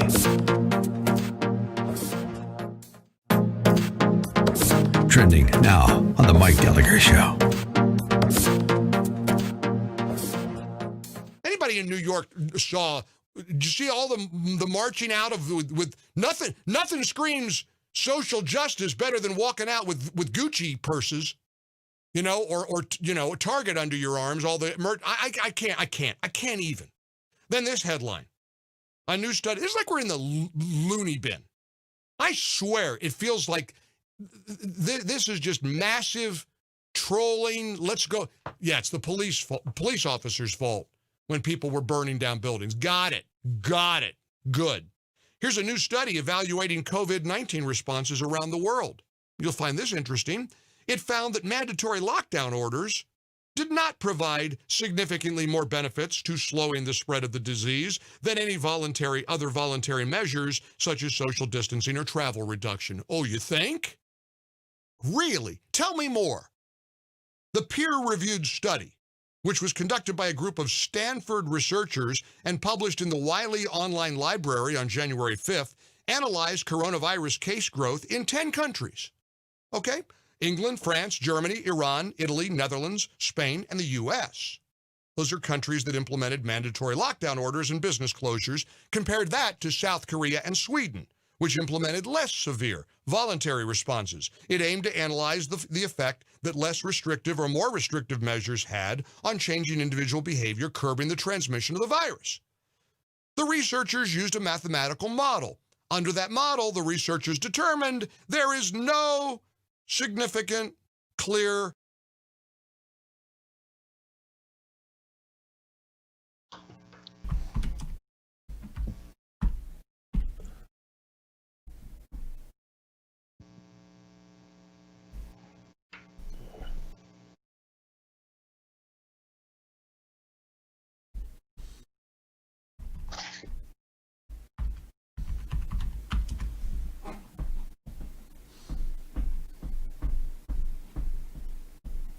Welcome back, America. It's Hugh Hewitt. Thank you for joining me this morning. I am talking now with Admiral James Stavridis, of course, formerly head of NATO, formerly head of Southern Command. And Admiral, how are you this morning? It's good to see you. Same here, Hugh. Doing quite well, and we've got a busy week of news ahead of us, I think. We do, the inauguration tomorrow. Are you going to be doing NBC with me? Are you going to be guest commenting tomorrow? I will be. And I'm also going to do some BBC, as a matter of fact. So I'll look for you on set, on virtual set on NBC. Admiral, the reason I wanted to talk to you, especially this morning, is that you ran Southern Command, and President-elect Biden yesterday announced his immigration proposal is going to depend in large part on stabilization of the Central American countries from which so much of the immigration flow to the southern border comes. I want to ask how that can happen of you, but first, would you remind the audience of Southern Command's reach and its mission? I can. It's a huge joint command, which means Army, Navy, Air Force, Marine Corps, and most importantly, perhaps Coast Guard. Huge numbers of Coast Guard personnel assigned to U.S. Southern Command. The responsibility of the command is all military activity south of the United States. So essentially Central America, the Caribbean, South America, obviously. It's about 35 countries, a huge area both of land and sea, and again, a joint command. Headquarters, Miami, Florida, my hometown, so that was wonderful to be the commander from there. And on any given day, tens of thousands of troops, soldiers, sailors, airmen, Marines, Coast Guardsmen and women are out at sea or working around the region. And the key missions, I'll wrap up with this, the key missions are not the warfighting missions that you see so prevalently focused upon in U.S. Central Command, U.S. European Command, U.S. Pacific Command. The missions here are more what some would term soft power. So counter narcotics, disaster relief, medical diplomacy, building clinics, wells, and schools, training with other militaries, more of the soft power side than the classic hard power. Very interesting command. I was very proud to lead it for 3 years. No, Admiral, I was just trying to look up. Does Mexico fall under that command, or is that North American Command? Mexico falls under U.S. Northern Command, but you spend an awful lot of time, as you would imagine, working with your fellow combatant commander of Mexico, because it's inextricable. And here, of course, we come on to Central America. You can't solve Central America without a stable, cooperative partner in Mexico. So when the president-elect speaks about stabilizing Central America, he's referring obviously to El Salvador, Guatemala, Nicaragua. Costa Rica is fairly stable, but is also a transit path when I was most recently there. What do you think is effective to do that? how your experience in Southern Command, how would you advise the incoming administration to go about that stabilization? Two other countries to mention, Honduras and Belize, which is a small former British colony. So it's really 5 nations, and they're kind of parked in between Colombia on the southern side, and then Panama, of course, and then Mexico on the northern side. So I'll give you 4 keys to stabilizing Central America very quickly. One is international cooperation, particularly bringing Colombia and Mexico into the equation. These are super states in comparison to the tiny countries of Central America. You have to have cooperation both at the north and south ends of that region. Secondly, interagency cooperation. Department of Defense isn't going to do this by itself in any sense. This has got to be diplomacy, so State Department, Department of Justice, because you're going to be extraditing drug offenders. You've got to have the DEA, the Drug Enforcement Administration. You need the FBI, you need CIA assets. So it's an interagency zone of cooperation. That's crucial. And then thirdly, and this may surprise you, Hugh, you need private-public cooperation. The problems there in the end are economic. It is the ability to create more jobs, because here's a news flash. People don't wake up in the morning in Guatemala and decide, I think I'll just go to the United States. They would much rather stay in Guatemala, but without a coherent job, without a stable society there, which needs that economic underpinning, you're never going to get it right. So you've got to encourage business, trade, free trade zones. And fourth and finally is strategic communication. We've got to have a plan, have a coherent narrative of what we're trying to accomplish in the region. And doing that requires our ability to communicate with the people of the region. So using the social networks, using traditional media transmission paths, explaining to them that things are going to get better. Do not get in the grip of these coyotes who want to move you and smuggle you. You're going to be sex trafficked. You're going to be abused. We've got to get that message to people to stay home. And then we've got to work with the nations of the region to make it a reality that it would be better to stay in Guatemala than to take that long, horrible, uncertain path to the border of the United States. Now, Admiral, through a number of means, American culture, whether it's Breaking Bad or the novels of Don Winslow or big screen releases, people are in a mixture of fear and awe of the cartels. Most recently, Goliath, the Billy Bob Thornton television series. The cartels are attributed an enormous amount of power. In Central America, how complete is the grip of the cartelization of governing there? Less than you might think, reading some of the novels and seeing the films that you've discussed. By the way, I do recommend the novels of Winslow. I think they are particularly accurate by and large. And of course, he focuses on the cartels in Mexico, which are very powerful. But as you get south of Mexico, it's not really the big killing Pablo kind of cartel that we think of. It's much more localized. These are gangs. In Spanish, marras, pandillas. They can be broken. The cartels are a different, bigger challenge that we need to address in a single channel with our friends in Mexico, the Mexican drug cartels. To the south, we can break those apart, particularly with help from Colombia on the southern end, which has, sadly, probably more experience dealing with breaking cartels than any other nation in human history. So what are the key appointments for a Biden administration when it comes to implementing his vision for solving the supply side of immigration? Well, I'm glad you used the word supply side, because in solving the challenges of Central America, and particularly the challenge of the flow of narcotics, people tend to focus exclusively on the supply side. It's really supply, it's transit, and it's demand side. So I think that the key to solving these challenges are going to be putting people into jobs like the head of the DEA. The new Secretary of State nominee, for example, Tony Blinken knows this region very well. The head of the CIA, Ambassador Bill Burns, former deputy at State Department, good friend, knows the region very well. There are a collection of key appointments, as you'd expect, at State Department, head of U.S. Southern Command, as we've talked about. So you have to build a team that really knows and understands the region. That is kind of job one, to address the supply side. That's what's coming out of the region. So you need to stabilize it, bring better economics, address the production of narcotics. Then in the transit zone, and of course that's Central America, as we've been talking about, and the waters of the Caribbean, you need interdiction.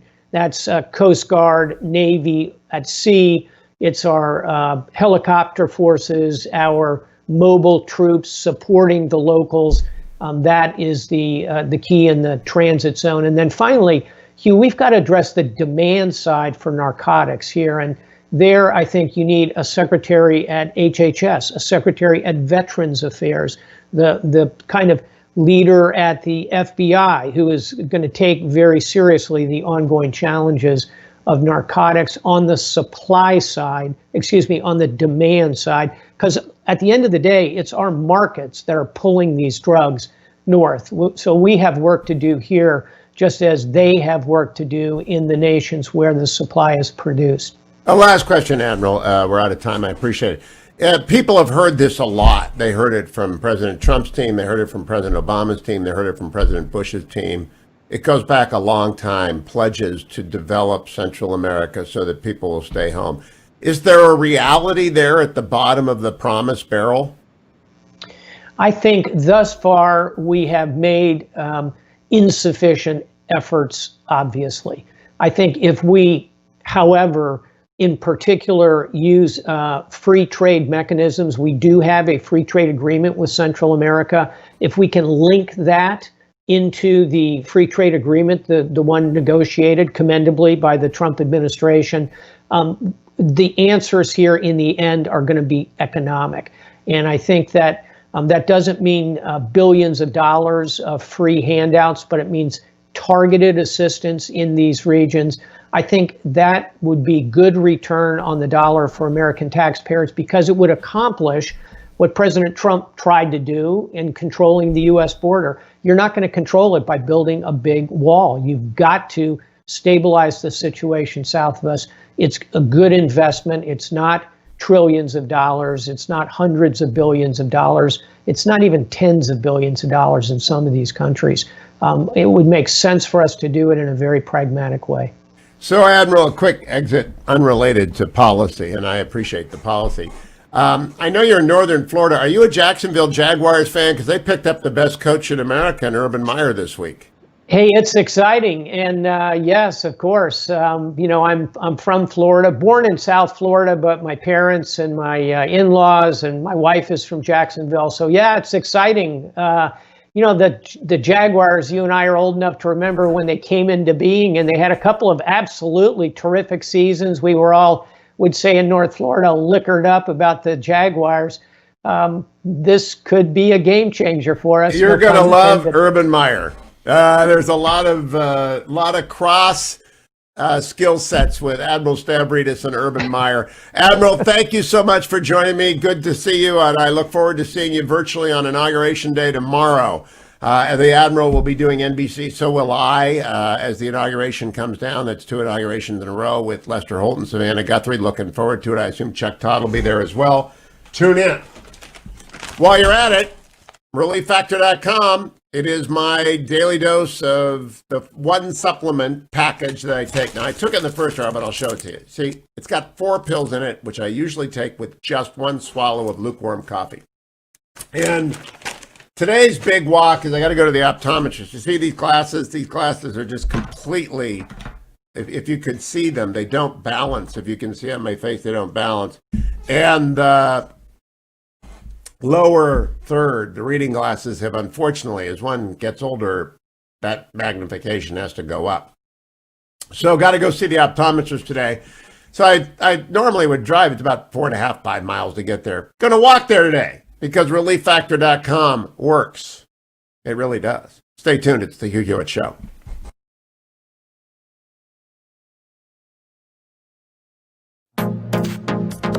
Trending now on the Mike Gallagher Show. Anybody in New York saw?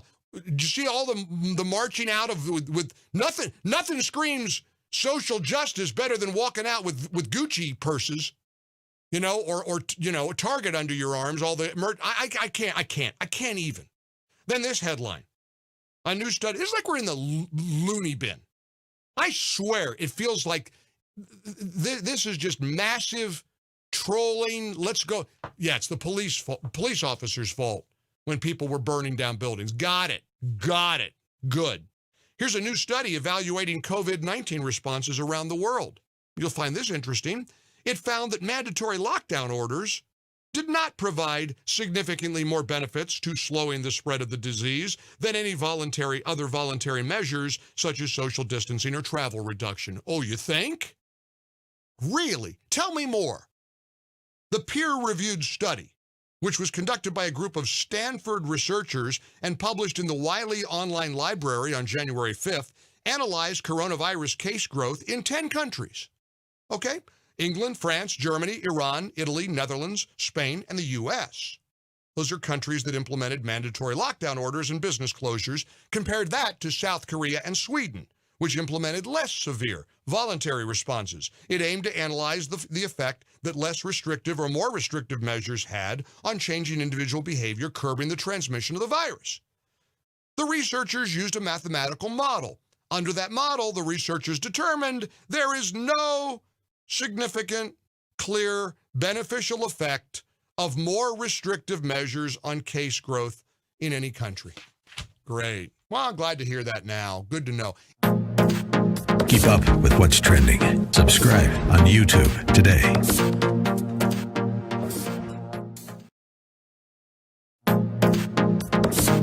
Trending now on the Dennis Prager Show.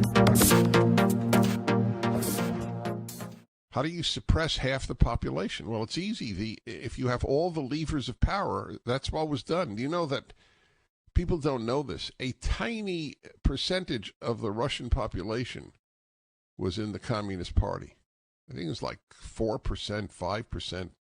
I don't remember. I'll look it up. It's a tiny percentage. It's very easy for a tiny percentage to control a vast number of people. If you have every apparatus of power, then you can do it. So at some point, though, there are enough Americans who actually cherish liberty and who do believe, give me liberty or give me death. And then you will have violence in the country. You can't suppress people's speech forever. Something will happen.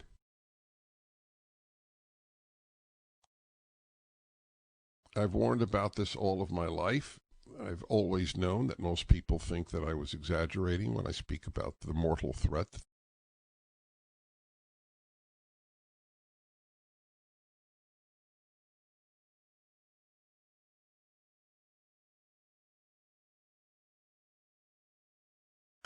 Welcome back, America. Hugh Hewitt here.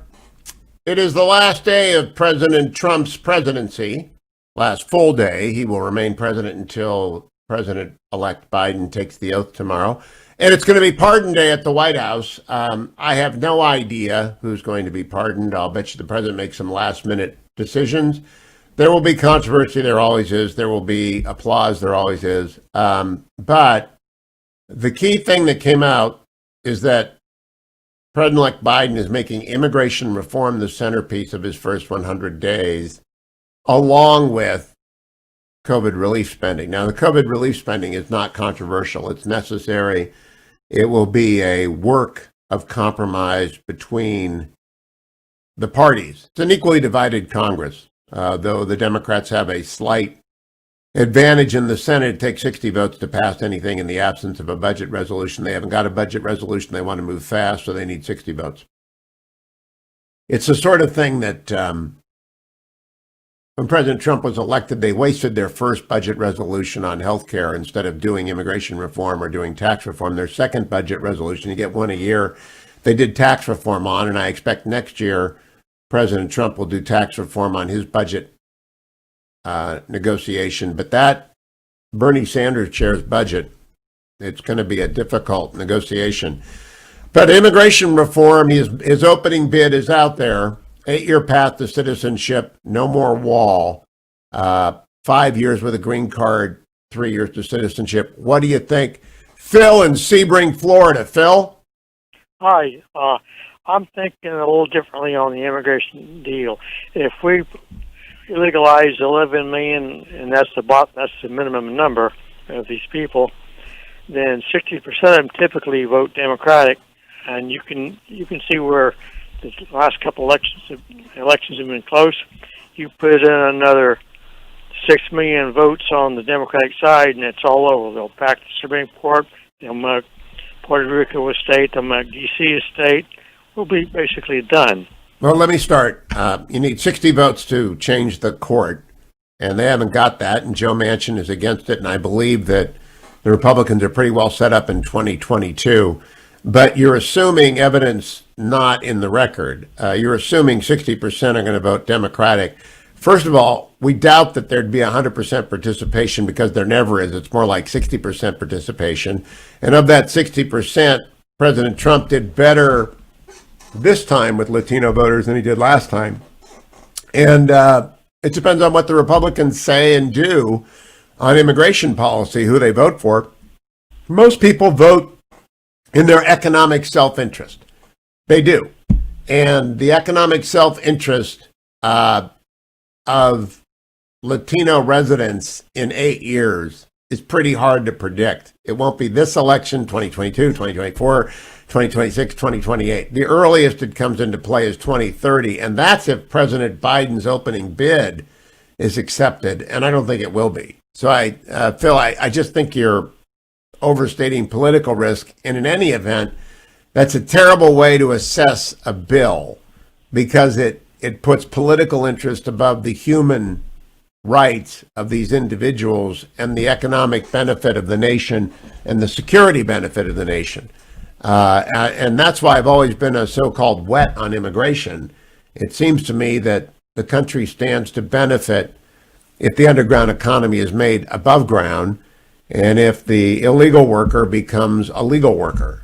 It just seems to me to be good, overall great to get there, provided that we can control inflow at the border, which is what the border wall and electronic security has always been about. But the electronic security, I'm sorry, we tried that with Janet Napolitano. They abandoned it. Lockheed, I believe, had the lead contract there. Lockheed was building the virtual wall, and it failed completely. And therefore, that's not serious. And Democrats have supported walls before. It takes 250 miles to finish the wall. It believes to me, I just believe that they ought to put that on the table, and there's a deal to be done very, very quickly. 1-800-5, thank you, Phil. 1-800-520-1234. I'll continue the conversation about this next hour. But I also want to remind you that over at salemnow.com, there is a movie, No Safe Spaces. And No Safe Spaces is about free speech in an era of cancel culture. And I really want you to consider going there and watching it. Now, No Safe Spaces was done by my friend, Dennis Prager. And I don't need a safe space. I've got a radio show. And I've got access to the Washington Post and NBC. I've got a big, big platform. I've got a large Twitter following and a Facebook following. But a lot of people don't have that, who are on college campuses that are hostile to speech, that are increasingly militant in silencing center-right voices. And so No Safe Spaces makes the case for freedom. I encourage you to watch it. Always use my name, Hugh, for any salemnow.com movie, because they'll give you 20% off. But salemnow.com is the place to go and see No Safe Spaces, so I encourage you to go and see it. Come right back. Your comments on the Biden immigration reform, 1-800-520-1234. Connection to the Hugh Hewitt Show. Portions of the Hugh Hewitt Show are brought to you in part by No Safe Spaces.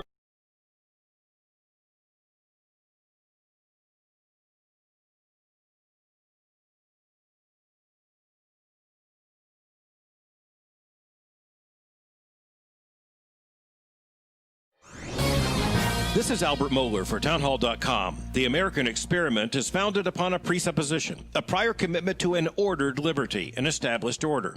That means policies. It means a covenant. In our case, it means a constitution. As of right now, the U.S. Constitution is the longest surviving written constitution in human history. It's a remarkable document. All of that came to the fore in violent events that interrupted the joint session of Congress to count the votes of the Electoral College.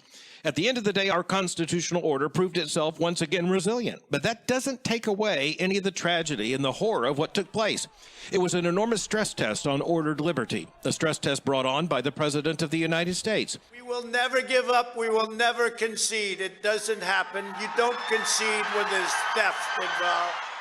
It's an opportunity for the right, the left, conservatives, liberals, all Americans to repudiate political violence and reaffirm, once again, our commitment to ordered liberty. It's the American way.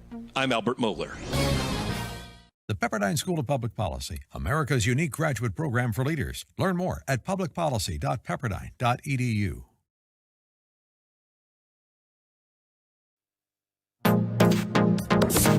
Trending now on the Eric Metaxas Show. So many voices, many people who claim to speak for the evangelical church, they are, it seems to me, saying things that I consider totally wrong. They're basically telling us all to shut up and to kind of go with the narrative that's being put out there. And I have to say, you know, if I believe the narrative were correct, I would be saying the same thing. But everything in me says this narrative is not correct. There's too much that I see that is really suspicious. The kind of thing, the way Joe Biden et alia handled themselves in the last few months, it didn't seem to me that they were clamoring for transparency. It seemed to me they were trying to run out the clock and say, shut up, get people to shut up, and we're just going to win this thing, and then we'll get to shut everybody up. That's effectively what's happening. There is no way that anyone like you or me would countenance that. We are not required to agree with each other in this country. We have a right. It's a mature adult thing to respect each other's opinions. That's what we need to do. So we need to stand strong.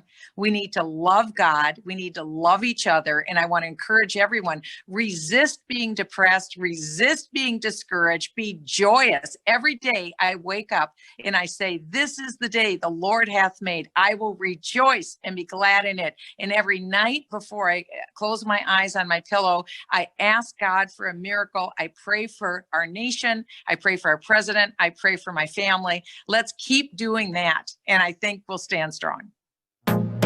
Keep up with what's trending. Subscribe on YouTube today.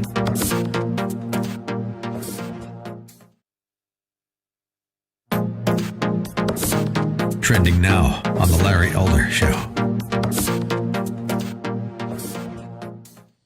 Article, Baltimore Sun. Headline, homicide is a devastating plague on black communities, and it is time we stop ignoring it. His name is John Hudgin, Hudgens. Baltimore Sun. Quote, the reality is that homicides in major cities, including Baltimore, are not race neutral. Of the more than 300 people killed in the streets of Baltimore last year, just about all of them were African Americans. The shooters, killers, were most likely black as well. This is a devastating plague acutely affecting black communities across the country, writes this man. I haven't come across the word microaggression yet. I haven't come across the word underrepresentation yet. Quote, we must realize, he continues, that some black people are a much greater threat to other black people than the KKK or the white citizens' councils. You know, liberals love telling you about white nationalism and how white nationalists are rising up. I'm born and raised in South Central. I've been on the earth now for a few decades. I don't recall seeing a single Klansman up and down my neighborhood in all those decades I lived there. Maybe I just missed it. The number of blacks gunned down in the streets by other blacks parallels our memories of the many blacks lynched in communities across the United States after Reconstruction. This is a devastating plague acutely affecting black communities across the country. I didn't write this. His name is John, Hudgins. Send your angry Uncle Tom sellout letters to him. Keep up with what's trending. Subscribe on YouTube today.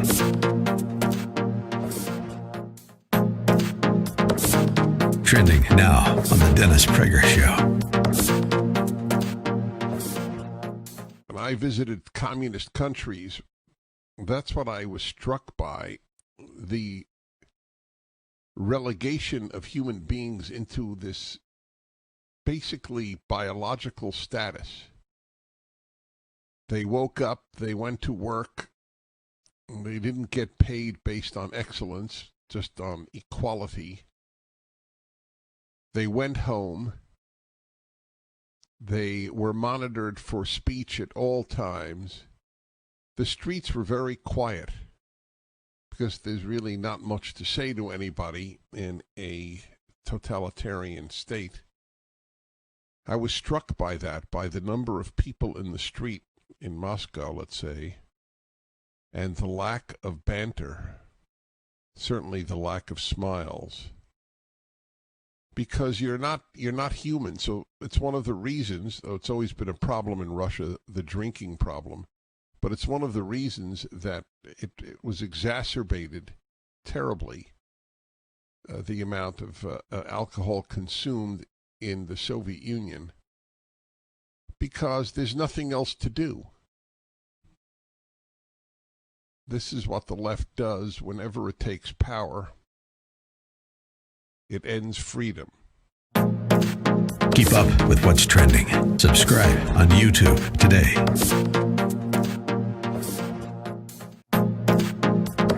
Trending now on the Mike Gallagher Show. I can't even believe it. I'm going to say these words. Do you know who she's blaming and who she's suing over the violence and clashes and riots in New York after George Floyd's death? She's suing the NYPD. She's suing them. I'm not kidding you. You think I'm pulling your leg? Here's the New York Post editorial. Yesterday, State Attorney General Letitia James filed a lawsuit against the NYPD for supposedly excessive force and false arrests during the Black Lives Matter protests/riots this summer. The suit alleges that the NYPD and its top brass have failed to address a long-standing pattern of abuse. There's no question, the lawsuit says, that the NYPD engaged in a pattern of excessive, brutal, and unlawful force in suppressing overwhelmingly peaceful protesters. Overwhelmingly, she said. Overwhelmingly. Now, the New York Post points out, Letitia James evidently has an early bedtime because as darkness fell, these protests became overwhelmingly unpeaceful very quickly. Activists ignored curfews, yelled, spat, pushed cops, windows were smashed, stores looted. New York City became a boarded-up wasteland, especially in the wake of the Capitol riot. It's the liberal narrative that everything over the summer was overwhelmingly peaceful, conveniently ignoring the attacks on federal buildings, the squatting in streets, looting, and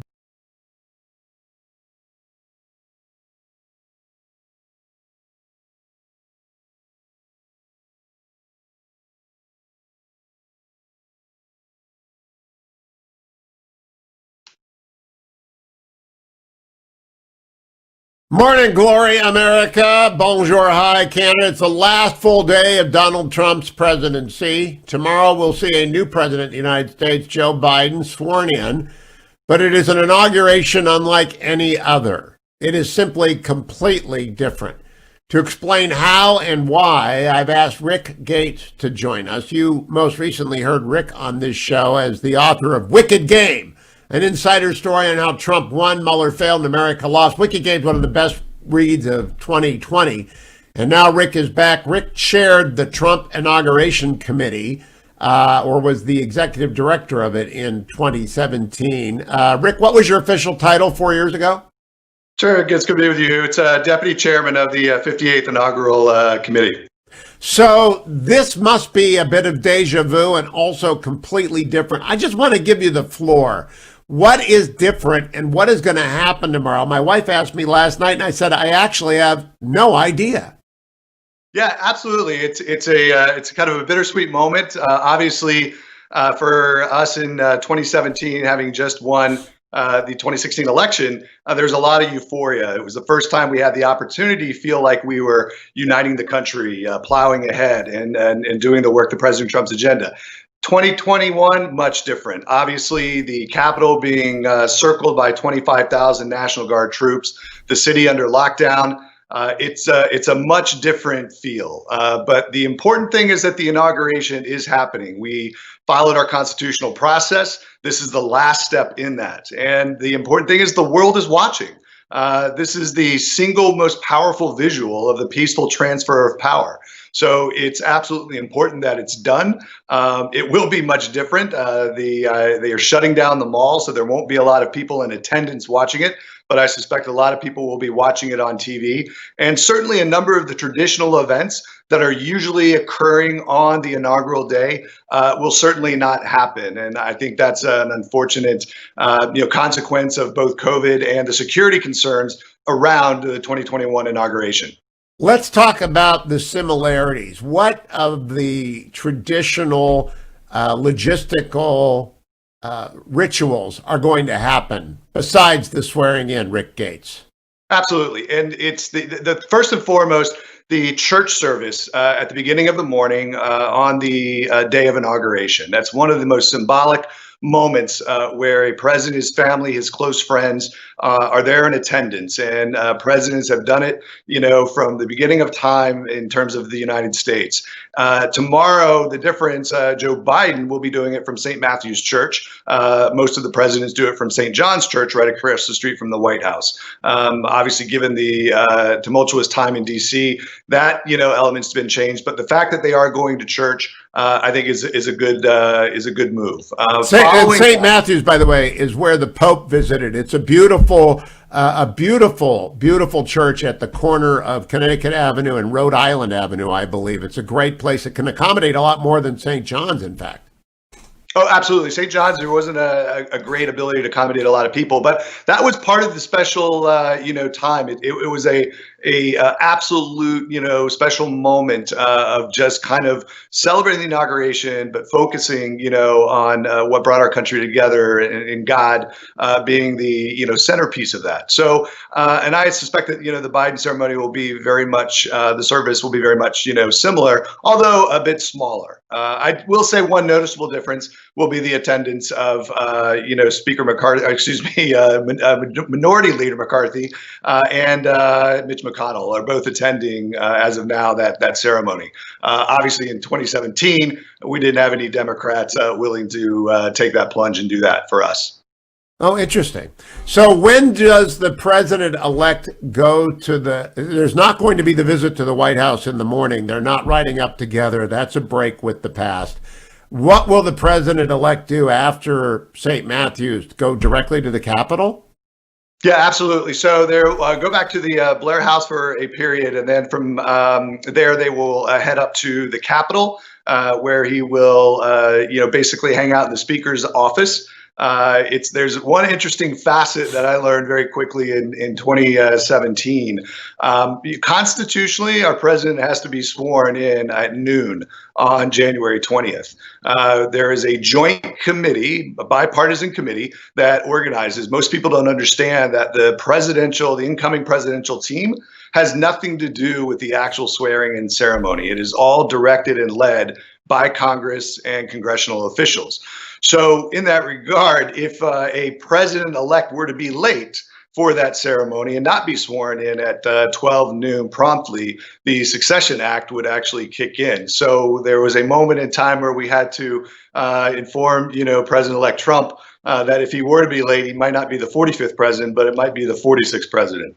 So I assume, Mr. Biden will be given that same advice. But yes, that ceremony occurs right promptly at noon. And then from there, Hugh, what we know about Biden is that he will go to lay a wreath with several of the families, former presidents, at Arlington National Cemetery. There'll be a brief review of the armed forces, which is a tradition that will occur. And both now president and vice president will review the armed forces marching by. At that point, they'll go lay the wreath and then back to the White House, where he will assume the office, the Oval Office, at that first moment in time. Now, the big thing, Rick, and we got about 3.5 minutes here, is that inaugural night has always been a night of parties and celebration. Is that happening this year? It is, but it's a little different. Obviously, everything is virtual, so I think that's going to be interesting to see how that works. But normally, a president will have a series of balls. George W. Bush had 8, I believe. Donald Trump had 3. We had 2 main balls, and then we had the military ball, which is kind of a tradition. It's my understanding that the Biden team is going to be doing a virtual concert hosted by Tom Hanks and having performances by a number of notable singers, musicians, and other celebrities. That is definitely a break with tradition. I think it will lose that kind of special moment when after the swearing in, it's a time of celebration. So it'll be interesting to see how that works out virtually. I am glad that everything is being televised. I tell people one of the greatest moments in time was being able to serve, on inaugural activities and certainly for an inaugural committee. And I would encourage anybody to take the chance and do it because it is, both a humbling and reverent moment in terms of understanding how our government works. And at the end of the day, what it is all designed for, and that is to display the peaceful transfer of power and the strength of the American democracy around the world. Now, by the time he gets back to the White House, 3 o'clock, everything will have been changed, correct? Absolutely. That's another little point that most people don't understand. The White House staff is responsible for removing every fixture furniture from the outgoing president and replacing it for the incoming president. And that could, mean as much as painting walls, obviously changing desks, chairs, statues, whatever is desired by the incoming president. All that has to be done within relatively a short period of time. Usually it's 4, no more than 5 hours. So the White House staff is certainly one of the busiest at the moment on Inauguration Day. And it's certainly a race to time to make sure they get everything done. Now, Rick, I just have a prediction game with you. There are typically 3 presidential portraits in the Oval. I believe that Joe Biden will pick President Obama, President Kennedy, and President Franklin Delano Roosevelt. What do you predict? So FDR, absolutely. Kennedy, no question. I'm wondering about the third one, though. I don't think it will necessarily be Obama. I'm going back a little further and possibly one of the, architects, the founding fathers, perhaps Jefferson or Adams. But that, of course, brings in the fact that they enslaved people. Adams didn't, but Adams was a Federalist, more likely to be a Republican. I think FDR and, Truman is a possibility too, but you've got to get a modern president to avoid the controversy that comes with an old president. The problem with Obama's portrait is that, his legacy would in some impact overshadow, Biden's potential presidency. And I think part of what he did during the campaign certainly was try to establish who he is as his own individual person. So it will be interesting to see if Obama gets up. Certainly he's still around. So if we don't see his portrait, we will certainly see his face on TV. He'll be there tomorrow along with President Bush, correct? Yes, President Bush is attending, as is President Clinton. How about Vice President Cheney? Is Vice President Cheney coming? No, it's my understanding he's not coming, and nor did he come to President Trump's inauguration. Rick Gates, you are the guy who knows this better than anybody who's not on the current committee. Thank you for spending time with me this morning. The author Thank of you. Wicked Game, the very best book about the Trump election and inauguration that you will find is Rick Gates' Wicked Game. I'm coming right back, America. 1-800-520-1234 connects you to the Hugh Hewitt Show.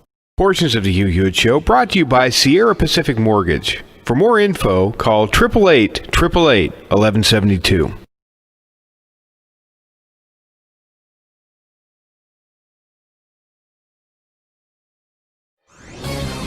This is Albert Mohler for townhall.com. The American experiment is founded upon a presupposition, a prior commitment to an ordered liberty, an established order.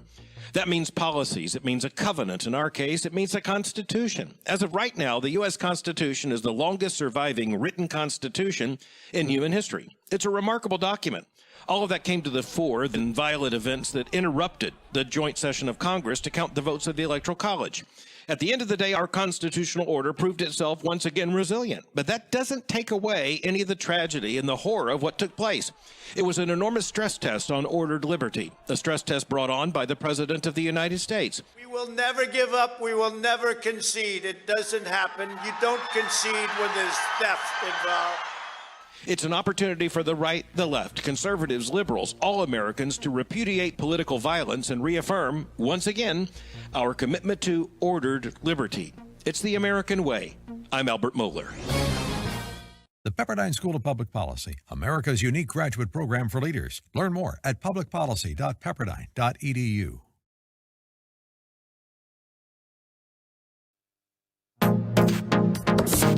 Trending now on the Eric Metaxas Show. So many voices, many people who claim to speak for the evangelical church, they are, it seems to me, saying things that I consider totally wrong.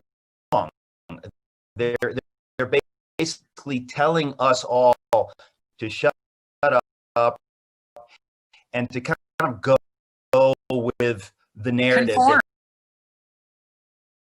that's being put out there. And I have to say, you know, if I believe the narrative were correct, I would be saying the same thing. But everything in me says this narrative is not correct. There's too much that I see that is really suspicious. The kind of thing, the way Joe Biden et alia handled themselves in the last few months, it didn't seem to me that they were clamoring for transparency. It seemed to me they were trying to run out the clock and say, shut up, get people to shut up, and we're just going to win this thing, and then we'll get to shut everybody up. That's effectively what's happening. There is no way that anyone like you or me would countenance that. We are not required to agree with each other in this country. We have a right. It's a mature adult thing to respect each other's opinions. That's what we need to do. So we need to stand strong. We need to love God. We need to love each other. And I want to encourage everyone, resist being depressed, resist being discouraged, be joyous. Every day I wake up and I say, this is the day the Lord hath made. I will rejoice and be glad in it. And every night before I close my eyes on my pillow, I ask God for a miracle. I pray for our nation. I pray for our president. I pray for my family. Let's keep doing that. And I think we'll stand strong.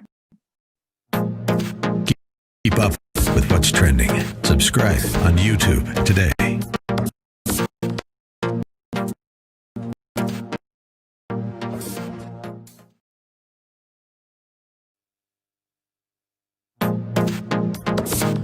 Trending now on The Larry Elder Show. Article, Baltimore Sun. Headline.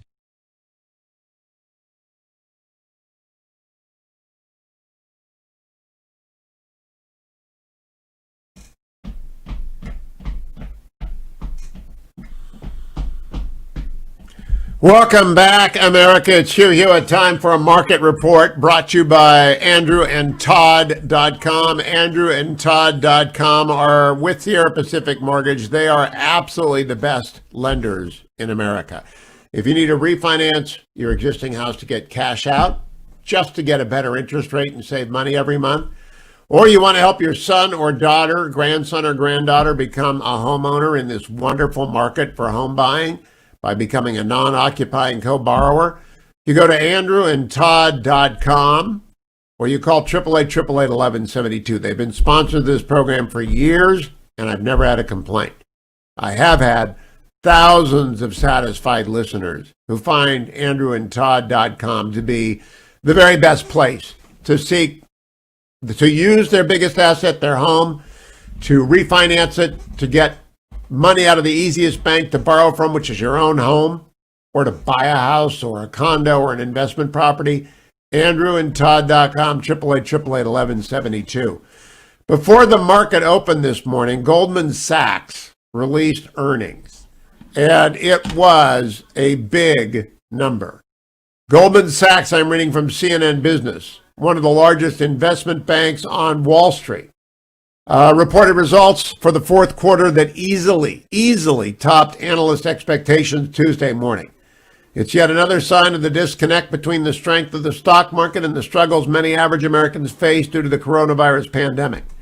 Shares of Goldman Sachs rose 2% after the earnings report was released. Goldman Sachs reported quarterly revenue of $11.74 billion, which is up 18% year over year.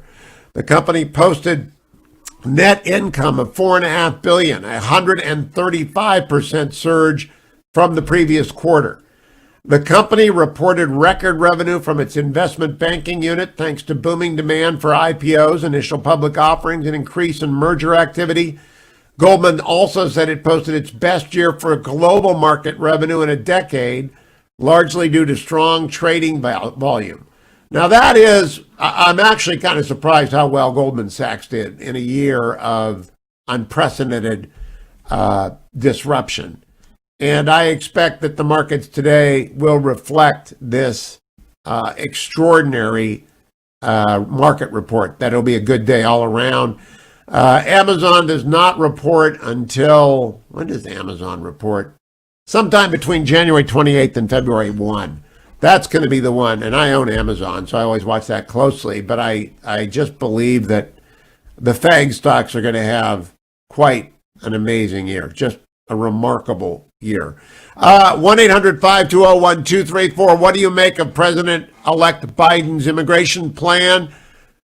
Georgia Joe, you guys let me down. What happened? Well, I didn't realize I'm in LJ, and we won 81% for Purdue and Loeffler. But what happened, Hugh, as you know, in Atlanta, which is very liberal, they all set the conservative vote like LJ. So I was hoping that wouldn't happen, but I just think it shows that we've got to work harder. We've got to work smarter. I've got a leadership class at Pooh's Barbecue, and I've got 7 to 9 young people who I think could be president.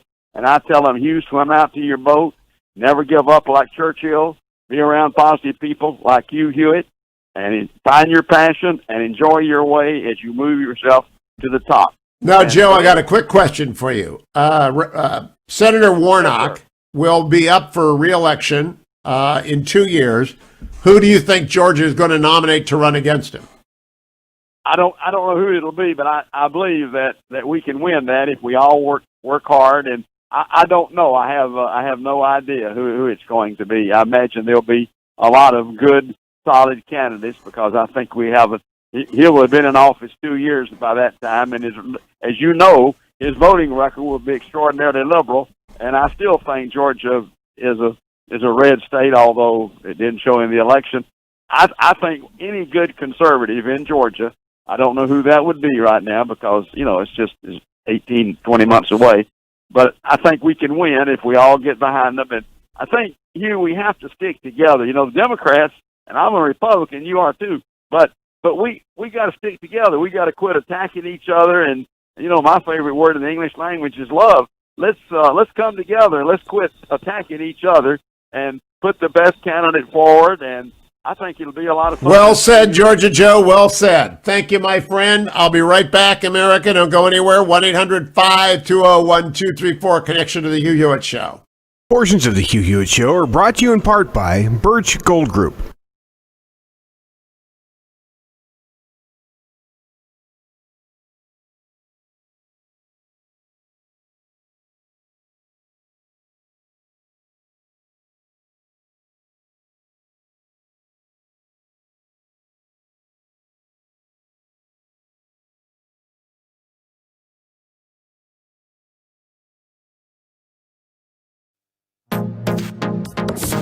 Trending now on The Larry Elder Show.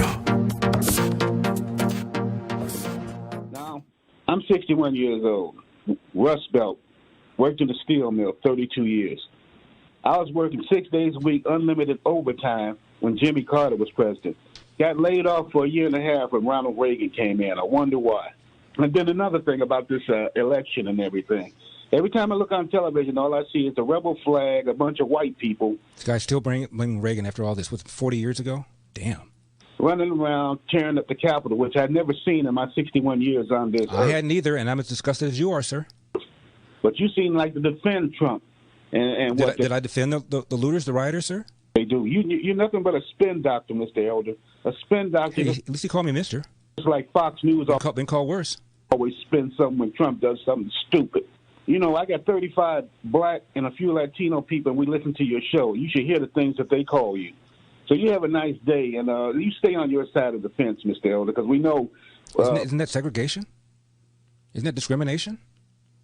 Isn't that Jim Crow? I got to stay on my side of the fence? Isn't that what MLK was talking about, and he wrote that letter? It's buttered on, and it's usually the lighter side of the bread. Have a good day. My bread is buttered on the whiter side of the bread. Now, this is always fascinating when I hear it. I'm assuming the gentleman is black. You have any idea all the white people I've criticized? What color is Bill Clinton? What color is Joe Biden? What color is Hillary Clinton? What is the white side?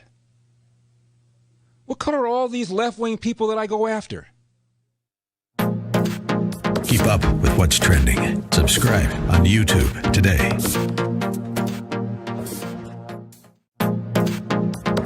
Trending now on The Mike Gallagher Show. Anybody in New York saw, did you see all the marching out with nothing screams social justice better than walking out with Gucci purses, or a Target under your arms, all the I can't even. Then this headline, a new study. It's like we're in the loony bin. I swear it feels like this is just massive trolling. Let's go. Yeah, it's the police officers' fault when people were burning down buildings. Got it. Good. Here's a new study evaluating COVID-19 responses around the world. You'll find this interesting. It found that mandatory lockdown orders did not provide significantly more benefits to slowing the spread of the disease than any other voluntary measures such as social distancing or travel reduction. Oh, you think? Really? Tell me more. The peer-reviewed study, which was conducted by a group of Stanford researchers and published in the Wiley Online Library on January 5th, analyzed coronavirus case growth in 10 countries. Okay? England, France, Germany, Iran, Italy, Netherlands, Spain, and the U.S.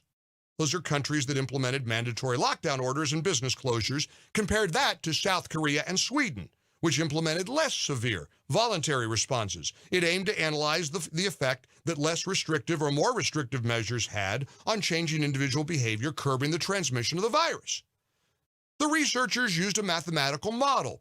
Under that model, the researchers determined there is no significant, clear, beneficial effect of more restrictive measures on case growth in any country. Great. Well, I'm glad to hear that now. Good to know. Keep up with what's trending. Subscribe on YouTube today.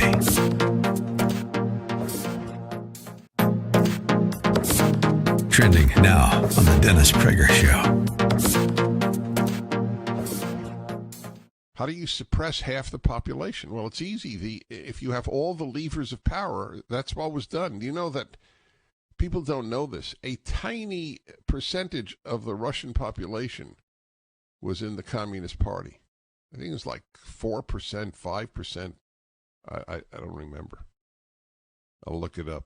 It's a tiny percentage. It's very easy for a tiny percentage to control a vast number of people. If you have every apparatus of power, then you can do it. So at some point, though, there are enough Americans who actually cherish liberty and who do believe, give me liberty or give me death. And then you will have violence in the country. You can't suppress people's speech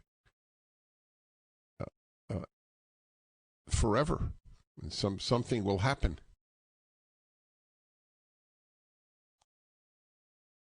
I've warned about this all of my life.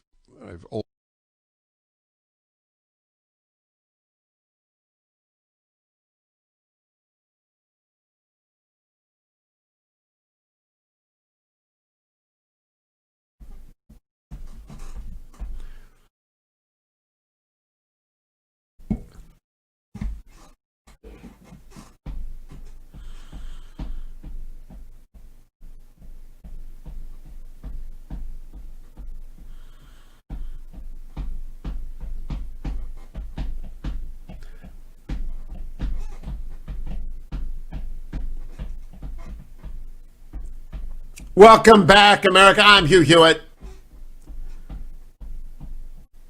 What if they're playing this on the speaker system at the White House? The interesting thing about being 64 is that you're very aware of how transient power is. Because if you watch Jerry Ford come and go and Jimmy Carter come and go, if you watch Ronald Reagan come and go, and you were there, and I was, in that White House, and you see George H.W. Bush come and go, and you see Bill Clinton come and go. You see George W. Bush come and go, and you see Barack Obama come and go, and you see Donald Trump come and about to go. You just kind of realize, as Vice President Cheney said, you only get 8 years max. And children being born today will have no memory of Joe Biden, Donald Trump, or Barack Obama. Even children who are 3 or 4 years old will have no memory. You can begin to develop memory of political figures around age 10 or 11. It's really remarkable how quickly history moves on. And it's moving on in a hurry. Now, it's not going to move. It will be big for people in the country without permission. If Joe Biden's first big legislative push, immigration reform, succeeds, then it will be a significant presidency for millions of Americans. But will it succeed? Was his opening offer good enough to even begin negotiations? Michael in Santa Rosa, California, 1-800-520-1234. What do you think, Michael?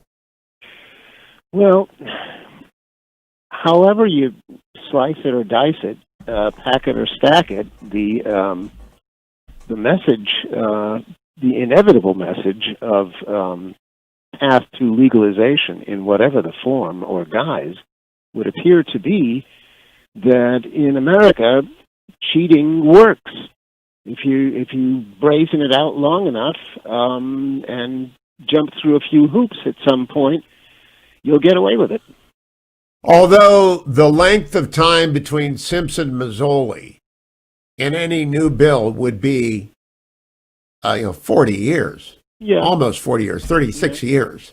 But Reagan didn't need 40 years to come to the conclusion that he'd made a mistake.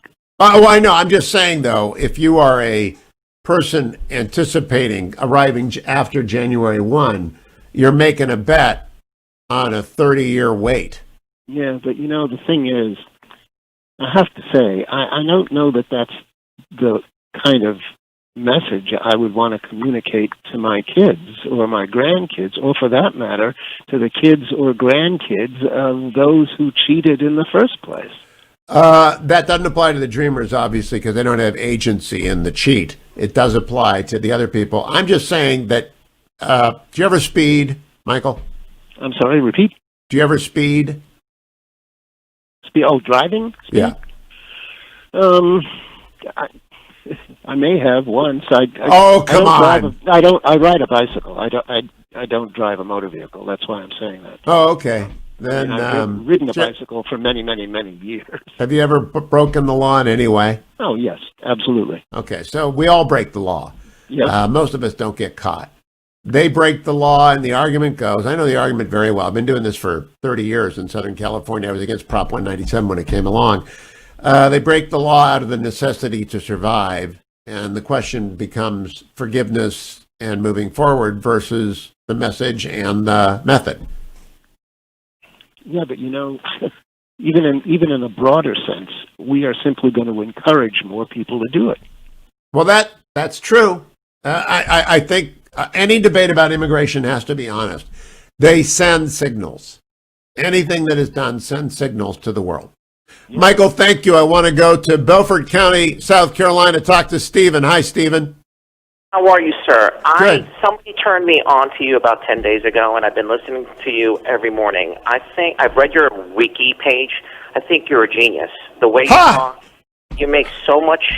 Your vocab, your demeanor, it's unbelievable. Well, we've tricked you, so you're welcome. Here, I mean, we love having you, Stephen. I'm upset. You're not going to like this. Okay. I think your street smarts is really bad. Okay, there came the butt. Go ahead. President Trump lost the election by, I'm trembling here. President Trump lost the election by 77,000 votes over 4 states. Actually, 42,000 votes over 3. It would have gone to the House of Representatives with Arizona, Wisconsin, and Georgia. Okay. Are we going to ever get 51% of the Hispanic vote? I don't think we will. And if we pass this, we will never win another election again. Again.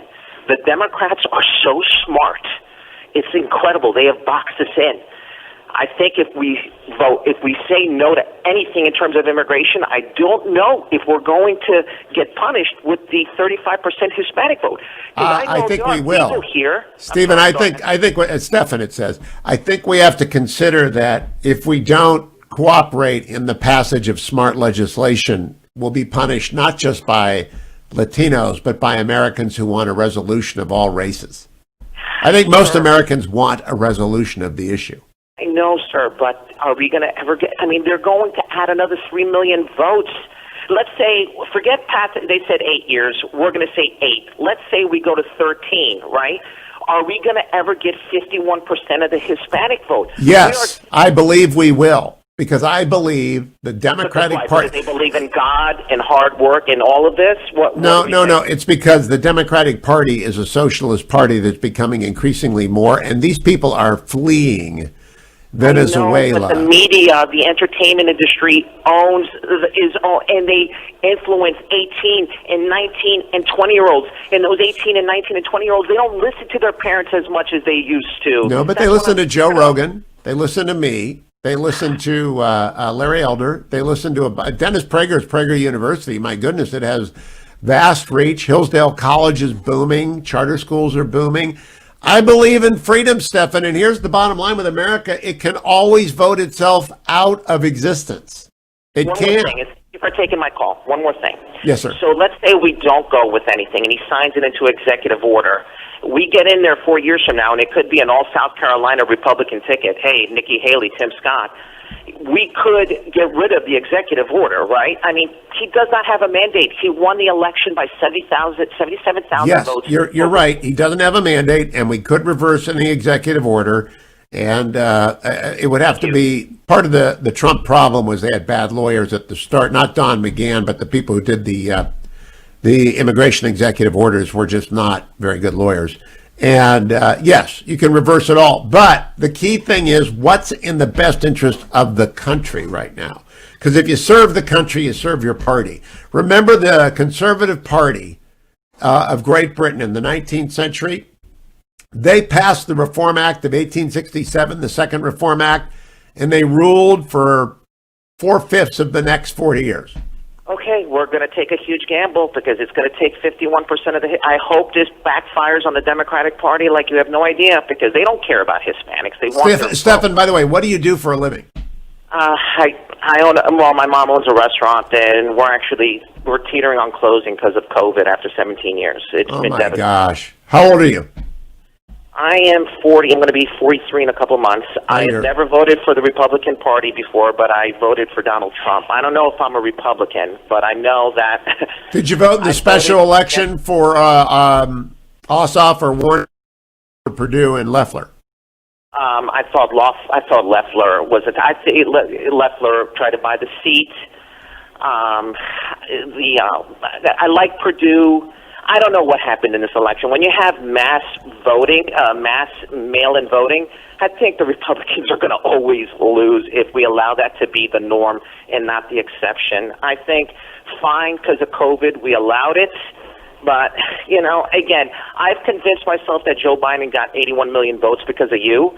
But if you talk to me for a couple more minutes, if somebody else talks to me for a couple more minutes, I'm going to take that back, because it's hard to believe, Mr. Hewitt, that a man would get 11 million more votes than the first African American ever. Oh, it's not. No, it's actually not, Stephen. I've studied politics forever, and if you really I'm do sure think you know more in your pinky than I do in my whole entire life. not true. Not true. But I do like to put down wrong theories. The 81 million votes is a fine projected number, and President Trump's 74 million. It all makes sense. It was a polarized electorate. I just want to know if you voted for Perdue and Loeffler, or if you didn't vote at all. I live on Hilton Head. I mean, I live in South Carolina. I don't live in Georgia. Oh, okay. Oh, well, I didn't know that. You know what about? I love Hilton Head.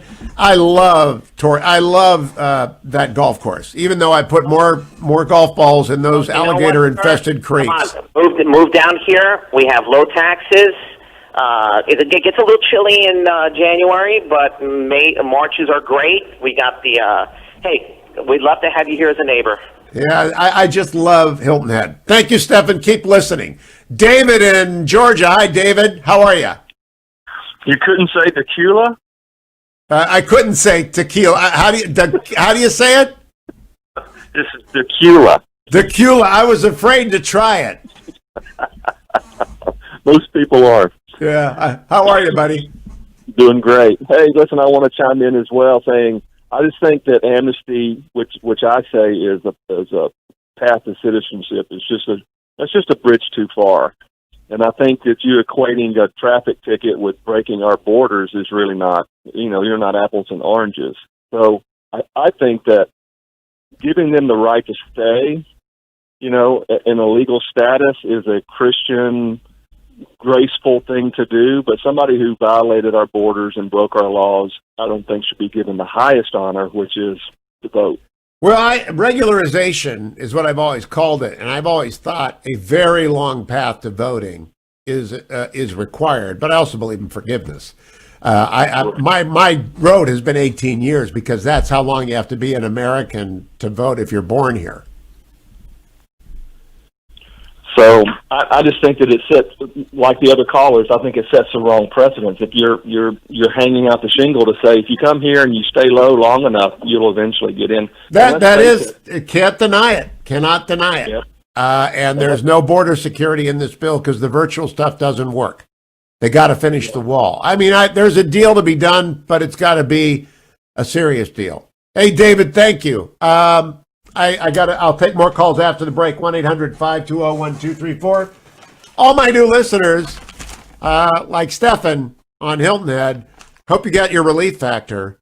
ReliefFactor.com. I take it in the first hour of the show every day. Then I remind you about it 2 more times. That's the packet. If you're watching on my YouTube channel, which you should be doing, and that's more fun than just listening on the radio unless you're in the car watching on YouTube. Head over, you could see this packet right now. Just go to YouTube and search Hugh Hewitt, and you'll subscribe, and you'll get the best videos, and you can watch the live feed, or the Facebook feed works too. See those 4 pills? Easiest to swallow pills in America.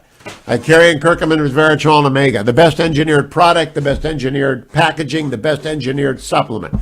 The only one I take, I don't count vitamins as supplements, and I never, ever, ever mislead you, new listeners. If I say I'm taking it, I'm taking it. If I tell you to take it every day, you ought to take it every day. You can trust me. If I lose that trust, it simply will not work. But do go over to YouTube. It's more fun to see me do my Relief Factor pitches. Relief Factor has been a sponsor of the program forever for one reason. It's a great product brought by great people.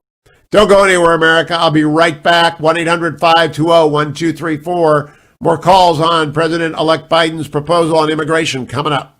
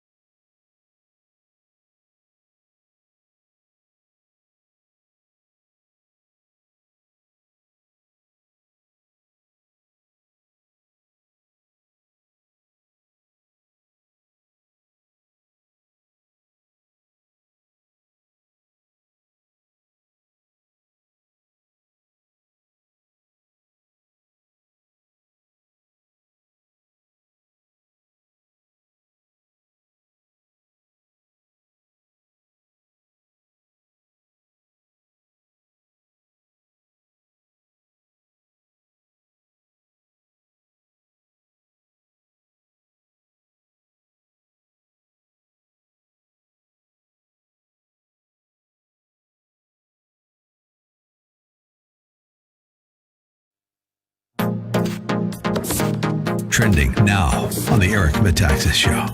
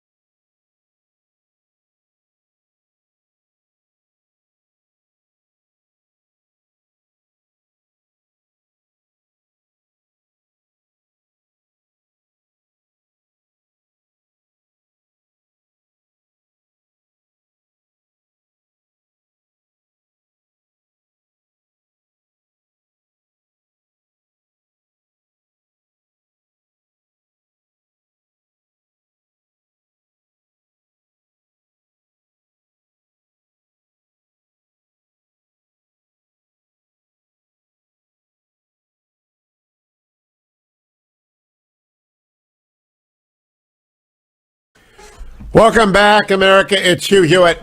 I'm trying to look over here to see what my call screener is, but Dwayne has obscured my call screener there. Let's talk to Nick in Clinton Township, Michigan. Hello, Nick. Hey, how you doing, Hugh? Good, thank you. Yep. You know, I have to say, at this point, the country gets what it deserves. if this is what people are voting for because you think Orange Man is bad, then so be it. But there's a philosophical point that has to be made here of why even care or even be talking about a policy of any sort? Just let everybody in. Because that is not, that won't support. Think about, do you have children and grandchildren? Yeah, but nobody follows the rule of law, Hugh. So what's the difference? But Jim, what is the difference? You're going big and despairing, and despair is not Christian, and I think hope is. And Understood. But you have to think of it this way: at the end of the day, if it doesn't matter, if you don't care about the adverse effects to the population who were born here. Well, I do. I'm arguing what is in the best. What is in the best interest of the United States? That's the question. What's in the best interest of the United States is to let these bad decisions made by the populace who live here come to fruition. And the decisions made of voting Mr. Biden into office, what's going to come of that will be bad for this country. We don't have enough time to even lay all the issues out, but it's bad for this country. And I agree with that, by the way. That's why I voted for Donald Trump. But Jim, but Mr. Hewitt, I have to say, because I know I'm going to get cut off, and I want to be respectful. I've been listening to you for years, and I appreciate you. You were always like my CNN, okay? Because I would say I'm not center right. I'm probably between center right and far right. I'm somewhere in between. I'm not in the middle necessarily as a person. And you've always been like my CNN. Maybe that you'll understand what I mean later. But I have to say, the run-up to this election, you have disappointed me, and I know you've disappointed a lot of people who think like me. The people you allow on to your show, the commentators you bring in, the never-Trumpers who you bring on. And I only have one never-Trumper on, and Jonah's not really a never-Trumper. Yeah, but the people that you bring on and the things that you speak about, it's too lukewarm. It's impossible for what you're saying. This Republican Party that you want the Republican Party to be can never happen again. Those days are over. I think you're wrong. I just writing a memo. I think, and thank you, Jim, for the call. I think you're wrong. I think that the party's in great shape because they've got people like Greg Abbott and Tom Cotton and Ron DeSantis and Mike Pompeo and Nikki Haley and Elise Stefanik. I think there are lots of great conservatives, and it is not lukewarm to engage and persuade. I think people have to realize we are only 35 to 40% of the country. We are not a majority. Richard Nixon originally said, you can't win without conservatives, but you can't win just with them. We have to engage and persuade. Randy in Michigan and Randy in Texas. Hey, Randy. Hey, good morning. Morning. I have a statement before I ask my question. Now with what I'm seeing with immigration, I really feel that people are coming here now, not just for the American dream, but they're coming for the American handout.